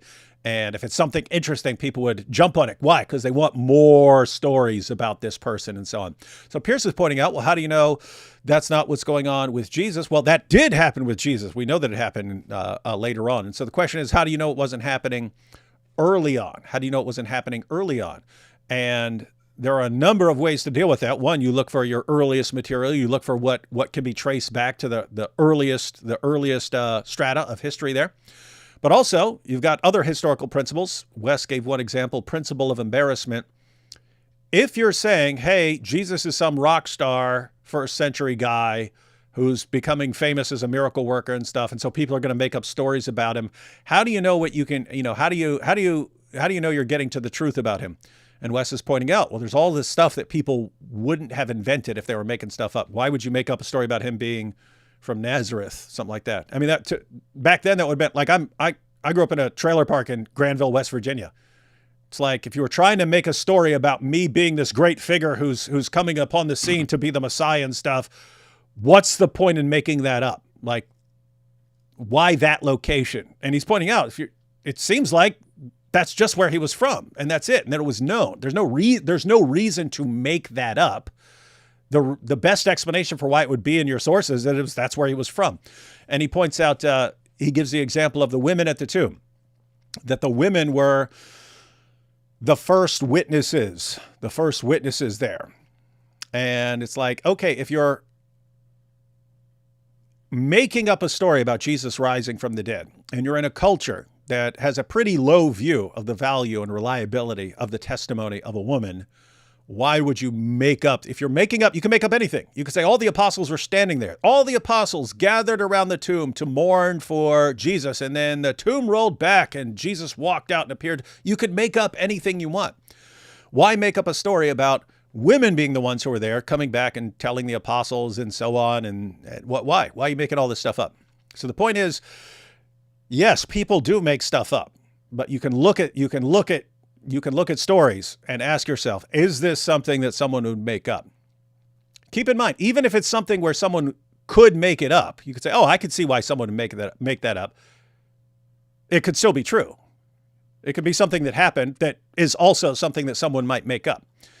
But there are other things where you're sitting there thinking, no one would make this up. This doesn't make any sense to make this up. And so a historian looks at that and says, that's probably true. So as a modern example, because this gets used in court as well, but just imagine, I think Key and Peele did a skit on this, or maybe this was on Mad TV, but I saw an example of this in a video, but I forget the details, but it's something like, if you said, hey, are you the guy who stole the watch? You got a guy on trial. Are you the guy who stole the watch from that store? And suppose this guy says, no, I was down the street selling crack to kids. You say, what? What? You were doing what? He said, I couldn't have been the guy who stole the watch. I'm telling you, I was over there selling crack to kids. And here's all the evidence that I was selling crack to kids. In that situation, guess what? That guy is probably going to get off of stealing that watch. He's probably going to walk on stealing that watch because people are going to be going, there's no way he'd be making up a story about selling crack to kids and giving us all the evidence so that we can convict him on selling crack to kids when all he was accused of is stealing a watch. You wouldn't make that sort of thing up. Now, if he'd said, well, I couldn't have stolen that watch because I was volunteering at the local charity for the homeless, and don't go check it out because they're not going to confirm any of this because I was invisible that day. Okay, well, now we're not going to believe you. How excited do you get? What's that? I was going to point out in Mark's gospel, it's interesting, he doesn't mention Christ's women followers at all until you get to the cross, and then thereafter they're present at each crucial moment. They're there at the cross, they're there at the burial, they're there at the resurrection. So Mark had no special interest apparently in talking about his women followers. He only brings them in here because that's what happened, right? I mean, he could have just, if he's just making things up, he could have just continued with how he had been telling the story, ignoring the women, right? But if in Mark 15:40, it says, there were also some women looking on from a distance, among whom were Mary Magdalene and Mary, the mother of James the Less, and Joseph and Salome. When he was in Galilee, they used to follow him and minister to him. And there were many other women who came up with him to Jerusalem. See, Mark has to explain this sudden introduction of women here. Again, I mean, it's just the whole point is they're brought up because they're the witnesses, they're the link in the chain. They see the crucifixion, they see the burial, they see the empty tomb. And again, why? So if you don't understand the principle, ladies and gentlemen, again, you can make up anything. Why make that up when that would have made you a kind of a laughing stock? And that was actually that was an issue in the 2nd century. Who was it? I think was it Celsus? I think it was Celsus. But it was someone who actually made fun of them. They're like, ha ha ha! You can tell the story about the resurrection when women were the witnesses. You bunch of idiots, right? It became something to mock Christians for. So the point is, why would you make it up if you can make up anything? Why are you making up something that actually hurts your case rather than something that helps your case? And as was pointed out, just seems like they're recording that's what happened, and that it's not something that someone make up. It's something that happened, and they recorded. A couple super chats because they're a funny one here. Hang on. But we got Jesus resurrected, eh? That's how the Canadians say it. Best evidence for resurrection outside the Bible. If you're just saying outside the Bible, I would instantly go to the next generation of Christians, some of whom knew the apostles, but Clement of Rome, Ignatius, and Polycarp, and so on. And guess what? Jesus rose from the dead, and they're the guys who knew the original followers. What are your thoughts on that, Anthony? Yeah, I mean, so properly done, all sorts of other arguments can be made, even if they're not going to be the things I would rush to. I think the Bible has evidence. That's by far your main source, right? These are the guys who are writing on it. It's like saying, when you're saying, hey, rule out your main sources of everyone who was really interested in this in the 1st century and were writing down the documents. Rule those out. Then what's your best evidence outside that stuff? Well, yeah. One thing I would say here is this isn't necessarily what I would consider a public argument, but if the question is why do I believe, I explained earlier my own realization of my utter depravity and that I had no other hope than that this gospel is true. But part of what I mentioned was that I was doing what I did because I loved it. And there's just no way. It's like somebody telling me to dislike garlic and like onions. I love garlic. I hate onions. I can't choose to not to be the case, right? It's just, that's what I am. There has to, something fundamentally has to change my nature in order for that to be different. And I don't have control over that. Well, I absolutely loved my sin. I didn't want Christ, holiness, or anything else. And the message of the gospel, the resurrection, utterly transformed me. And so to me, that's just compelling. I mean, the Bible spoke accurately. I mean, this just still blows me away. I know that other people didn't necessarily have this experience, but other books flatter people. They flatter you. They flatter me. Even if they're talking bad about you, like the Quran calls people the worst of creatures, but then it acts like you could just shake dust yourself off and just start following Allah and so forth, as if it's just, the difference between, I don't know, waking up in a good mood or a bad. It's just, to me, it's like, it doesn't really accurately assess human nature. When I look at the Bible, it describes me for the utterly, corrupt person I was and provided a solution. And I think this is powerful evidence that the Christ who does this in the human heart has the ability to rise from the dead. But again, I mean, this isn't like, I understand why unbelievers are going to look at this and just sort of scoff at it, but it doesn't matter to me if they scoff at it. I'm the guy that knows the reality of that depraved heart and what it is now, so. Mm-hmm. Yeah. And so those apostles, and, Wes is pointing this out, and this is just principle of embarrassment, but these guys look like a bunch of dopes, but these are the leaders of the early church. So if you're in the early church and you're making up stories about the leaders of your church, you're going to make up a bunch of stories about these guys being a bunch of dopes and so on. So anyway, guys, the point is there's a ton of different directions to go with this and where this becomes relevant. In fact, one is coming up here in the chat. Let me see here in a couple seconds. Hey, this is actually a funny idea. Still waiting for David to challenge Mike Winger to Mubahala. I might do that. I might play the clips of all these guys challenging each other to Mubahalas and then saying, and I've been inspired by this and I challenge Mike Winger to Mubahala. And that'd be funny. I got the super sticker. You keep saying it a certain way, and you're probably right, but it just reminded me after the debate, one of those Muslims came up to me and he was trying to correct me on how to say Allah. Oh yeah, you've known for years that you're saying that, and you've always said you think it's funny that you're not giving that basic level of cordiality of pronouncing his name right. Yeah, I just told the guy he's a false god anyways. He doesn't care how I pronounce his name. Yeah. Oh, what are you going to complain that I'm pronouncing Baal wrong too? Come on. Here we go. This is separate. This is another one for the principle of embarrassment. Why make up the authorship of Mark and Luke? So yeah, guys, the idea is if you are making up an author of a gospel, it makes sense to make up John. Right. Now, keep in mind, it doesn't mean that John didn't write John and so on. It's just if you were making stuff up, why would you go with Mark, who's almost unknown? He's mentioned and so on in Acts and so on, but he's mentioned here and there. But why would you be looking through the Bible and say, you know what, let's choose Mark or Luke? Luke, why are you making that up? He's mentioned, but why are you going to pick him and say he wrote this gospel? Especially when it actually fits. It makes sense.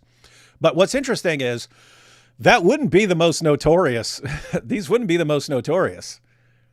Matthew would actually be the most notorious, right? As far as someone you would not pick. Why is that? Well, it seems that Matthew is writing to emphasize to a Jewish audience that Jesus is the Messiah. So that gospel is written, and suppose you want to attach a name to it. You just want to, let's just pick a name and say that this guy wrote it.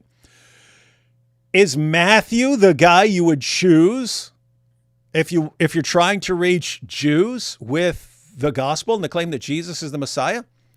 Who was Matthew, everyone? Tax collector. Who are the tax collectors? These were the guys who worked for the Romans to take taxes from the Jews to give that money to the Romans to use to lord it over them. This guy, apart from Judas, this would have been the most evil guy in the group for anyone watching. And so this would have been the last guy whose name you would have put on there, unless it's just true and that's what happened. This also points up the fact that this was there from the very beginning, because in the nature of the case, if these gospels were circulating anonymously, not only would they not have picked Mark, but you could be sure that they wouldn't have unanimously picked Mark. There'd have been a bunch of people saying, no, I think this person, I think that person. Think about it. When we do have a really anonymous book, like the book of Hebrews, there are different people, different candidates that are proposed for the authorship of the book of Hebrews. Some people say Luke, some say Apollos, some say Paul, right? Because it was really anonymous. But the Gospels, you don't have that. There's no question. Nobody is putting forward a different person. In fact, you mentioned Celsus earlier. You could go all across the heretical landscape, the pagans. Nobody questioned these authors as the actual authors. Not even Marcion, who was trying to get rid of certain things. He only wanted the writings of Paul and Luke as long as he could edit them, right? But he didn't deny that Matthew, Mark, and John wrote the other Gospels. He just claimed these were all apostates. That was his way of dealing with it. But the point is that, gosh, this has got to be really early and really strong, that there are no alternative candidates being proposed, and they're not proposing the most obvious in all cases, and nobody's contesting. I mean, this is really, really strong. Plus, all of our Gospels have superscriptions or subscriptions or other things mentioned along the column indicating authorship. They're never circulating anonymously. The whole idea that they were circulating anonymously is a complete myth, that we don't have any evidence that they circulated anonymously. David, this is Mosh Cohen. David, sorry for off topic, but I got a message yesterday from a Muslim living in Jerusalem, and he now declares himself a Christian, but he's afraid to go to the Christian holy sites due to fear of being recognized and to get spat on. Can you shortly share your experience here? So a couple things. One, if he's in Jerusalem and became a Christian, the only thing I would be concerned about as an ex-Muslim is that Muslims would recognize him and have a problem with him because he would be an apostate. But it sounds like you're saying he's worried about Jews recognize him as a Christian and spitting on him. I have to say, guys, I've been all over the place in Jerusalem and around the Sea of Galilee and Tel Aviv and so on. Wore a cross all over the place. Was rocking the cross the entire time.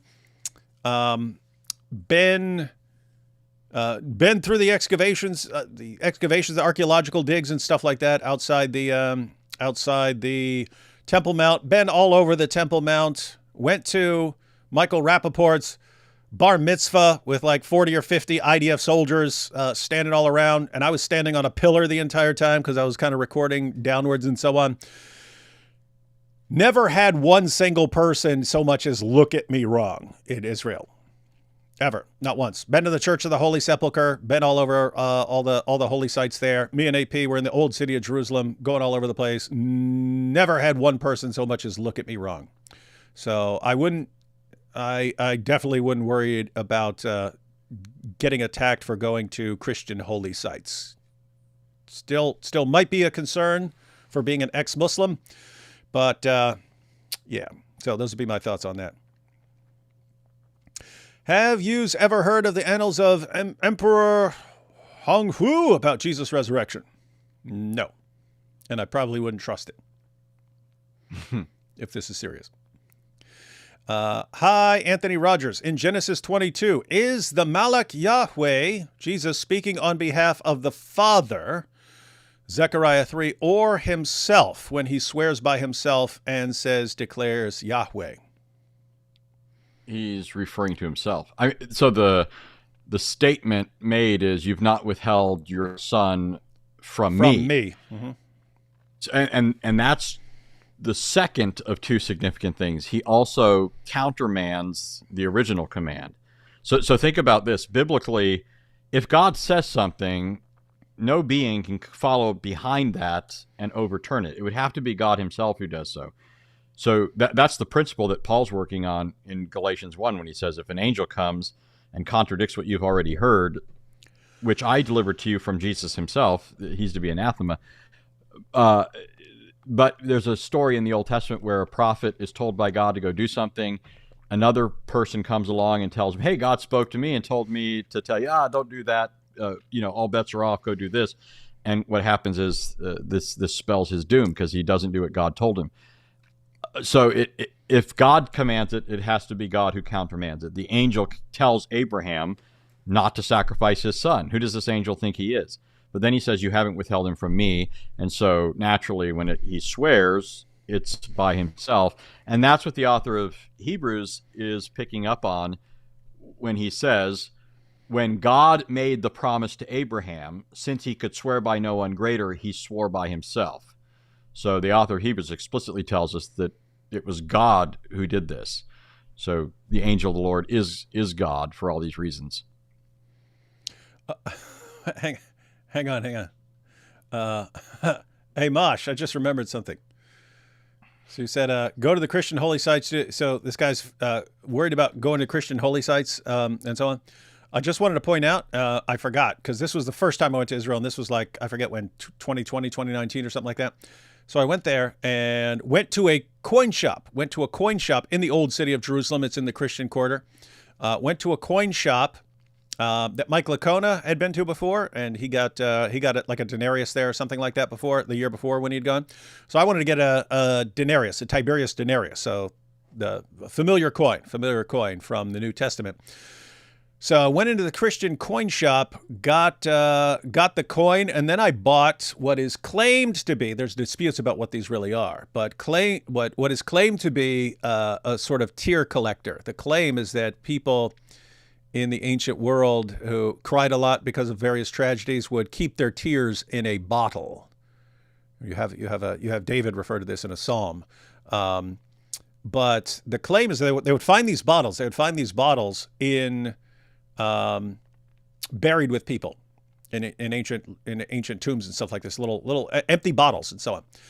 And there are two theories. One is that these were basically little bottles of perfume that you put there to make things smell better. But the other is that the people who were mourning would actually leave the bottle of their tears there.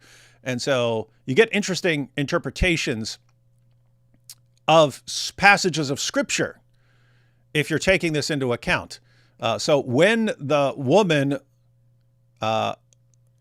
wetted Jesus' feet with her tears, normally you just think she's crying and the tears are falling on Jesus' feet. But the idea would be, no, she comes with the bottle of her tears that she's been crying for years and actually pours them on his feet. So you get some interesting different meanings there. Anyway, so I was in there and I was talking to this guy, and I bought some. I bought the Tiberius denarius, and I bought that bottle, and I paid a lot of money for that stuff because that stuff it's first century stuff, very expensive, and you're getting it directly from the old city of Jerusalem. Anyway, I start talking to this guy because it's a Christian, and I mentioned ideal. I talked to Muslims and so on, preach the gospel to Muslims, and he said something like, "Oh yeah, we've got like our church reaches out to Muslims. We've got like 70 ex-Muslims in our church." And so I was like, "Whoa, that is awesome! You got 70 ex-Muslims in your church." And then I pointed out, "Hey, you ever heard of Nabil Qureshi?" He's like, "Oh yeah, we read Seeking Allah, Finding Jesus in there." I was like, "Oh yeah, I'm in that book." And then the guy goes, "Oh, why didn't you tell me before I billed you? I'd have given you such a better deal on stuff." Anyway, my point was actually funny, that he would have given me an awesomer deal if he had known that I'm in the book. But the point there is there are apparently churches with lots of ex-Muslims around there. That's where I was going with all that. So there are some churches around there that have ex-Muslims, so I would find those churches. Tell your friend to find those churches if you can. And here you have Anthony. Hey, Anthony, are all arguments against sin ultimately an appeal to God's authority, i.e. because he said so? Oh, hi, David. I don't know. Do you know what river means? Is he talking about like the logical problem of an appeal to authority? Because that's not what appeal to authority means, if that's what you mean, River. Yeah, I'm not sure exactly what's behind this. You would I think say that arguments against sin are an appeal to God's authority, because God, as our creator, is the authority over us, is the immortal authority over us, and as the ultimate standard of good and the ultimate source of good and the source of divine commands about what is right and what is wrong. Yes, sin is going against God's authority, something like that, right? Yeah. I mean, I get that. I mean, sin is that which is contrary to the will of God. The will of God is that which is revealed to us in creation and special revelation, and that itself is in turn rooted in God's character, right? His unchanging, immutable character. So God is good and is the standard of goodness, and that's what's being expressed in His law to us. So, and I would say, apart from that, you don't really have maybe I should put that stronger. You just don't have a objective standard of morality by which to judge things. Yeah. So I think if I'm getting this right, as far as what could this objection or question actually mean, I think that it would be, well, if you're ultimately appealing to just what God says, isn't it kind of arbitrary? Like whatever God says, you have to take that, you have to obey that. And the idea here is that God commanding something would not be arbitrary, because God is good by nature, and therefore whatever He's commanding flows out of that nature, and so it's not arbitrary. Anyway, I'm just we're trying to figure this out, but yeah, obviously. This discussion sounds like the Euthyphro dilemma. Yeah, right? That's what I was thinking. Mm-hmm. Is something holy because the gods love it, or do the gods love it because it's holy?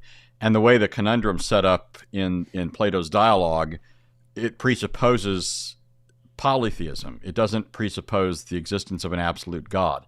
So it's not as if there's this standard that exists independently of God or above God. It's not a creature of God that He could change and make differently, nor is it something above Him that He looks up to and decides, okay, I'm going to impose this. It's rooted in His character.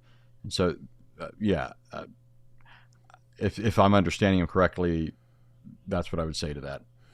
One more that's kind of a follow-up, but I don't know how we got on this. Well, I do know how we got on this, but anyway, we had a couple more. Where was it? Where'd that follow-up go from a different person? Let's see. I saw it on one, and then I was trying to pull it up, but it went past me. Where is it, darn it? I might have lost it.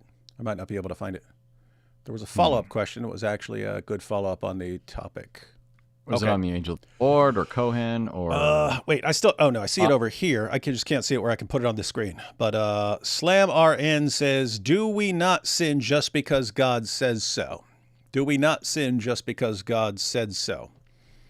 If God says so, I'd say that's a big reason not to do it, right? That would be the main reason. Yeah, but that's how we know it. The basis for it, I mean, it's not just because what some people would suggest is that in other words, morality is just arbitrary. Mm-hmm. In fact, certain versions of Islam are like this. They say that, in fact, almost every Muslim I've ever talked to seems in some way to approach this, even though they have different theologies, right? But every Muslim I've ever met, and if people haven't done this, they should ask a Muslim what the rules are in heaven. You might be surprised. They don't seem to think that the morality they might appear to be pursuing here on earth, even though that's not necessarily true either, right? I mean, look at Muhammad Hijab. But they think all bets are off in heaven, a lot of them. I asked a Muslim one time, I said, what are you going to be doing in heaven? He says, I'm going to be sleeping with prostitutes, smoking crack, and beating up angels. And I thought, what the heck are you talking about? And he was expressing this idea that once you get to heaven, and that's the goal, you get to heaven, it's not being with Allah, it's not communion with Him, it's not worship, it's not all that comes with that. It's just finally the shackles are off. You can live unbridled according to your lusts, and everything goes. You could drink, you could have sex, you could, with multiple women, and, perpetually renew your, all that good stuff, right? So it seems as though in the Muslim context, morality is just rooted in Allah's arbitrary say-so. It's not rooted in his fixed nature, which is immutable and good or anything like that. But that is what's true in Christianity.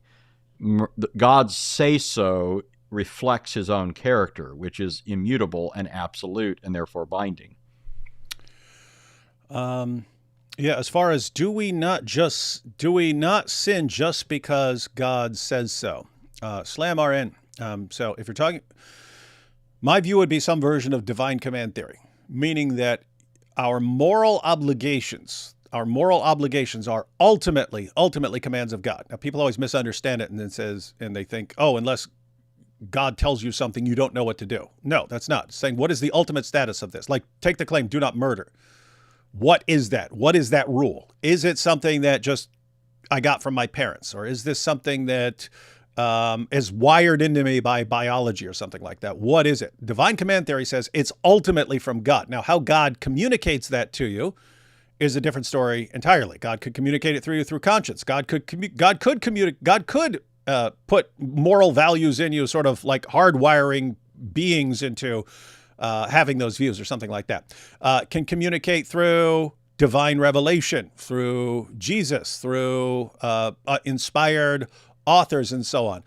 God can get that message across to you in a ton of ways. In fact, once the message has been shared, it usually just being taught by one parent teaching their children and so on, and that's how it gets passed on. It's like mathematics, right? Like the rule 2 + 2. What is that? Well, it's true. How do you learn it? Well, people pass it on from one generation to the next and so on. Anyway, the idea is, what is 2 + 2 ultimately? 2 + 2. Well, that's some sort of truth, but you'll have philosophers trying to wrestle with that. Is that us figuring it out? Does that rule somehow exist? Do like mathematical rules somehow exist somewhere and so on? But the same thing with moral obligations. What are your moral obligations? Notice when you express them, what are my moral obligations? Like do not murder or something like that. They're expressed as commands. They're already expressed as commands. So the question is, what's giving that command? If whatever you believe is the source of that command does not have the authority to say that you have to obey that, then guess what? You can still obey it. You can obey a rule just because you don't want to get in trouble. Just because you don't want to get in trouble or don't want to get arrested or something like this, or don't want to disappoint your parents or something like this, or don't want people to frown upon you. So people can follow the rules for all kinds of reason. The idea behind divine command theory is that certain rules ultimately go back to God, and so they have a divine authority behind them. And so you should follow them. You should follow them no matter what. Even if your society told you the opposite is true and said, hey, here's what you should do in this society, and we're going to go kill that group or something like that because our society doesn't like them or something like that. You could have moral obligations that transcend all of that. So as far as do we not sin just because God says so, there's probably no one who avoid sin just because God says so. In other words, there are all kinds of reasons about your position in a society and in a family and as a human being and so on. According to divine command theory, the actual moral obligations that you are obliged to follow ultimately come from God. And so notice, keep in mind, even an atheist could follow those exact same obligations. He just wouldn't recognize the authority. He wouldn't recognize or acknowledge where those commands come from. But you could still follow him. You could still follow him even as an atheist. Even if you think, oh, this is something that was wired into my ancestors, and I think that, if I want to get the most out of life and not get in trouble, I have to follow these rules. So anyway, there can be all kinds of reasons for following the rules. But keep in mind, they're not arbitrary. And the main question is, what is the actual status of them?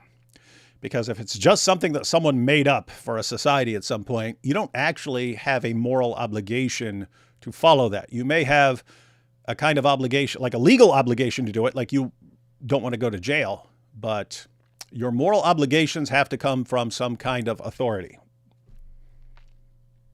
And that's why Dostoevsky pointed out that if God does not exist, all is permissible.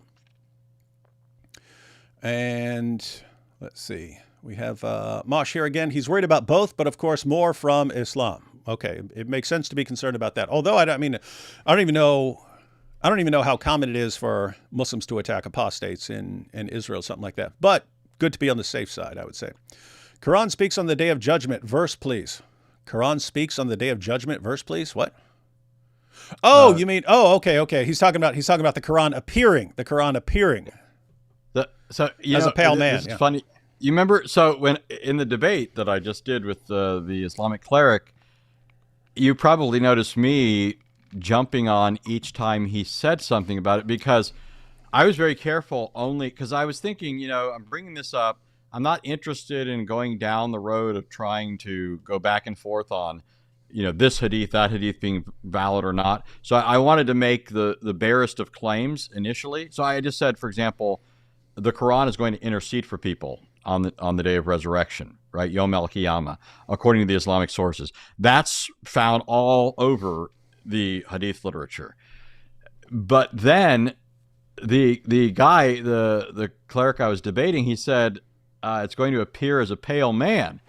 And I said, absolutely. Like, I love this. I was like, I pounced on it. I was like, I wanted to say that, but I wasn't interested in getting enmeshed in this hadith or that.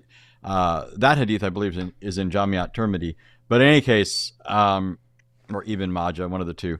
But he gave it to me, right? So I was like, I'm running with it. And then he upped the ante again, and he talked about how certain surahs of the Quran are going to turn into flocks of birds. Flocks of birds or clouds, and ascend to Allah and so forth and intercede.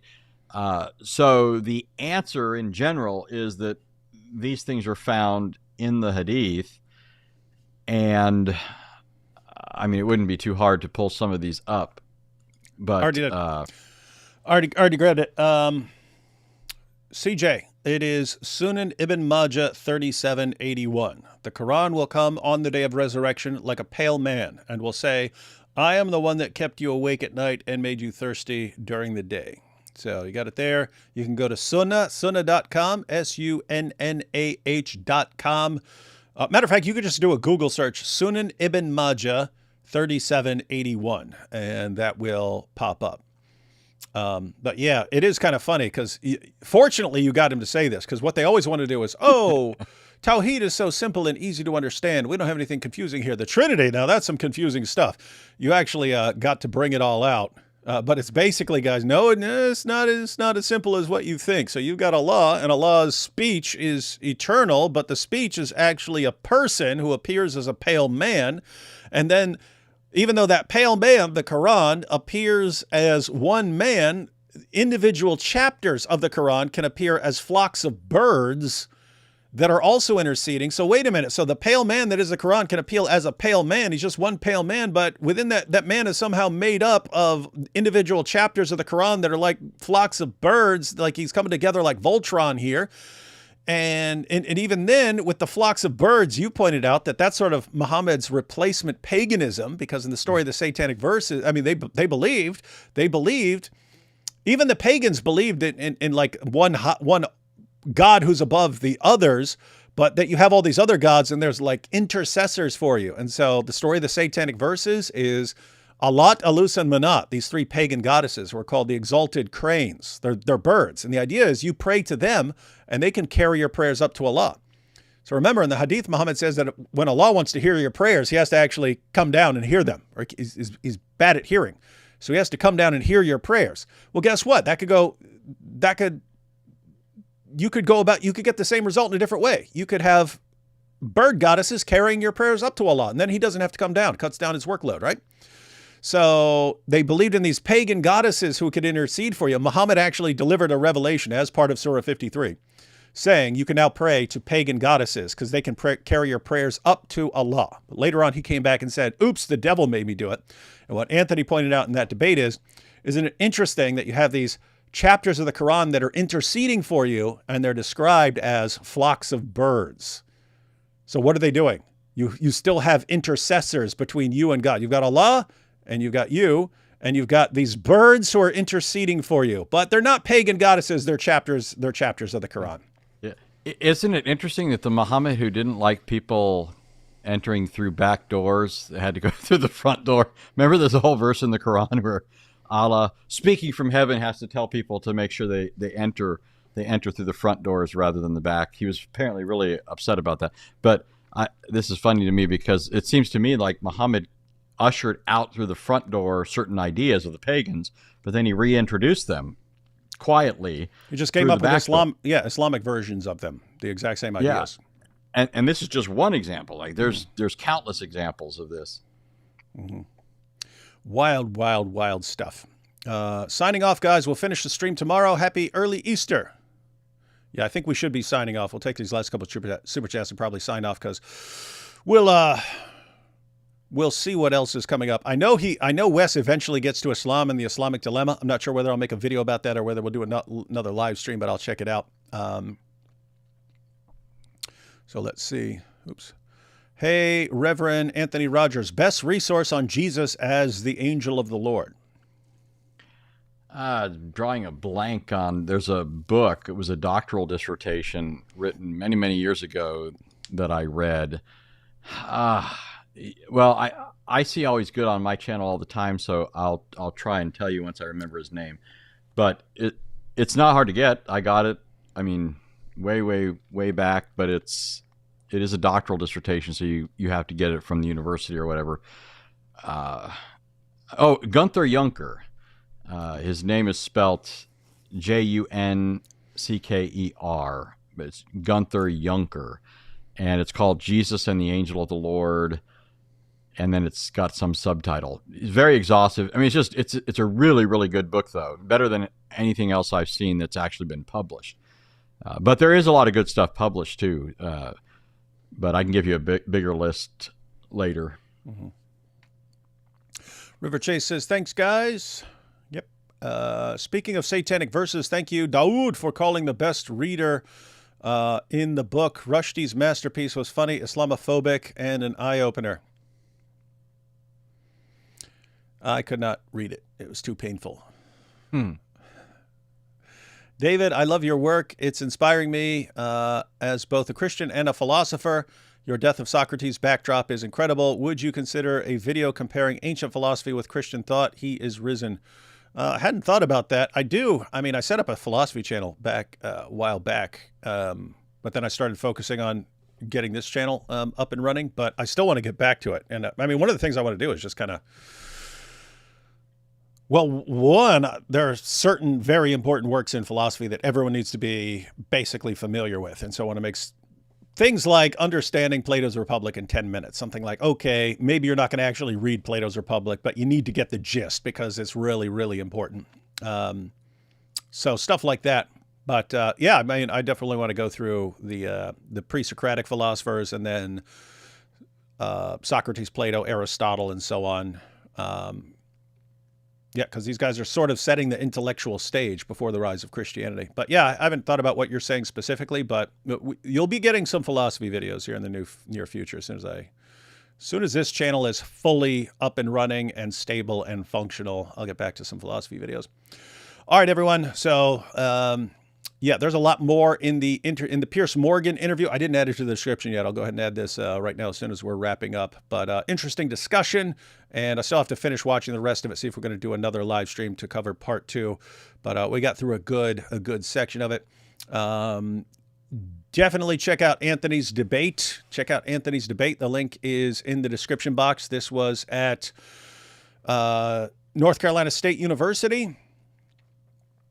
Had Christians and Muslims there. Super cool. I got to talk, I was talking to one Muslim afterwards and stuff like that, and he was asking if I'd be willing to debate a local imam. I don't think the local imam is going to do it, but I said absolutely. So anyway, but anyway, lots of cool stuff in that debate. I'm going to make a couple videos about it, and we'll be discussing the Islamic dilemma portions of that debate because we're doing a lot on the Islamic dilemma this year. Anthony, what do you got? What do you got coming up that you'll be working on? So I am starting a series on the Gospel of Mark. It's sort of a reboot. I was doing it before and set it aside to pursue some other stuff, but I'm going to be going through it quite meticulously. And this, I'm excited about it because it's an opportunity. I'll probably be doing it for years because I'm not just going to be looking at Mark, but using it as a springboard to look at some other stuff. So as things come up, I'm going to talk about it. But as you know, Mark is the gospel that's supposedly the least Christological, or at least has a low Christology, and I'll just be showing that's just not even close to being true. From the very first verse to the end of the book, it's shot through with evidence for Christ's deity. So that's one thing on my channel. As far as other stuff, my main time is spent going into prisons where I belong and speaking the gospel to people there. I think I told you as an aside, I was there one day and somebody says, we want you to meet the coach, because the coach apparently talks to people about the Lord and even engages the Muslims there on the prison yard. And so I met him, and he started talking to me about this guy named David Wood. And I thought it was funny because, but anyways, he's benefited from you. And then I left, and then I came back the next day, and the inmates were telling me he realized who you are. Like he recognized me. I'm not on the show as often, right? So it's easy to not see me. But if he's been around for a while, he knows that, I was here way back. But anyways, kind of funny. So I try to keep my extracurricular activities sort of down low for the prison because, I'm just trying to go in there and minister to people. And I like interacting with the Muslims when it's possible. And in my mind, ideally, if I can just interact with them from that start, without any background coloring it, that to me is ideal because they know I'm coming in there out of a genuine interest in their souls. But, once they find out I've been doing this sort of stuff for decades, then they all of a sudden I'm public enemy. Yeah. But anyways, so word is out in the prison. And but that's mostly what I do. I do have other speaking events that I'll be at, which I announce on my channel as they happen. All right, so guys, there's a link to Anthony's channel in the description. There's a link to his most recent debate on his channel, and he'll have more cool stuff coming up, so be sure to follow Anthony. And tomorrow, not sure exactly what AP's schedule is. I think we're going live on AP's channel tomorrow. If not, then Anthony, I'll be on here again, and we'll finish this up because there is more cool stuff. And again, Wes starts talking about Islam. Well, Pierce asks him about Islam and the Quran coming up, and so we'll check that out. So we'll be live one way or another tomorrow night. Just check which channel it's on. And two final super chats from Mosh Cohen here. So says, it's super common here. I asked him about treatment of apostates and stuff over there. Said I didn't know how it is in Israel. Said too many cases of murder for apostasy or gays. Even if you get asylum in Israel, they'll still attempt to find you and probably will. Okay, well in that case then, yeah, tell your buddy to be super careful. And yeah, that makes sense. Google Ahmed Abu Mahria, his case hunts ex-Muslims. Interesting. Okay, I got that. All right, everyone. I will catch you all tomorrow, either with AP or with Anthony. And we'll check out some cool stuff. All right, catch you all then. Happy Easter.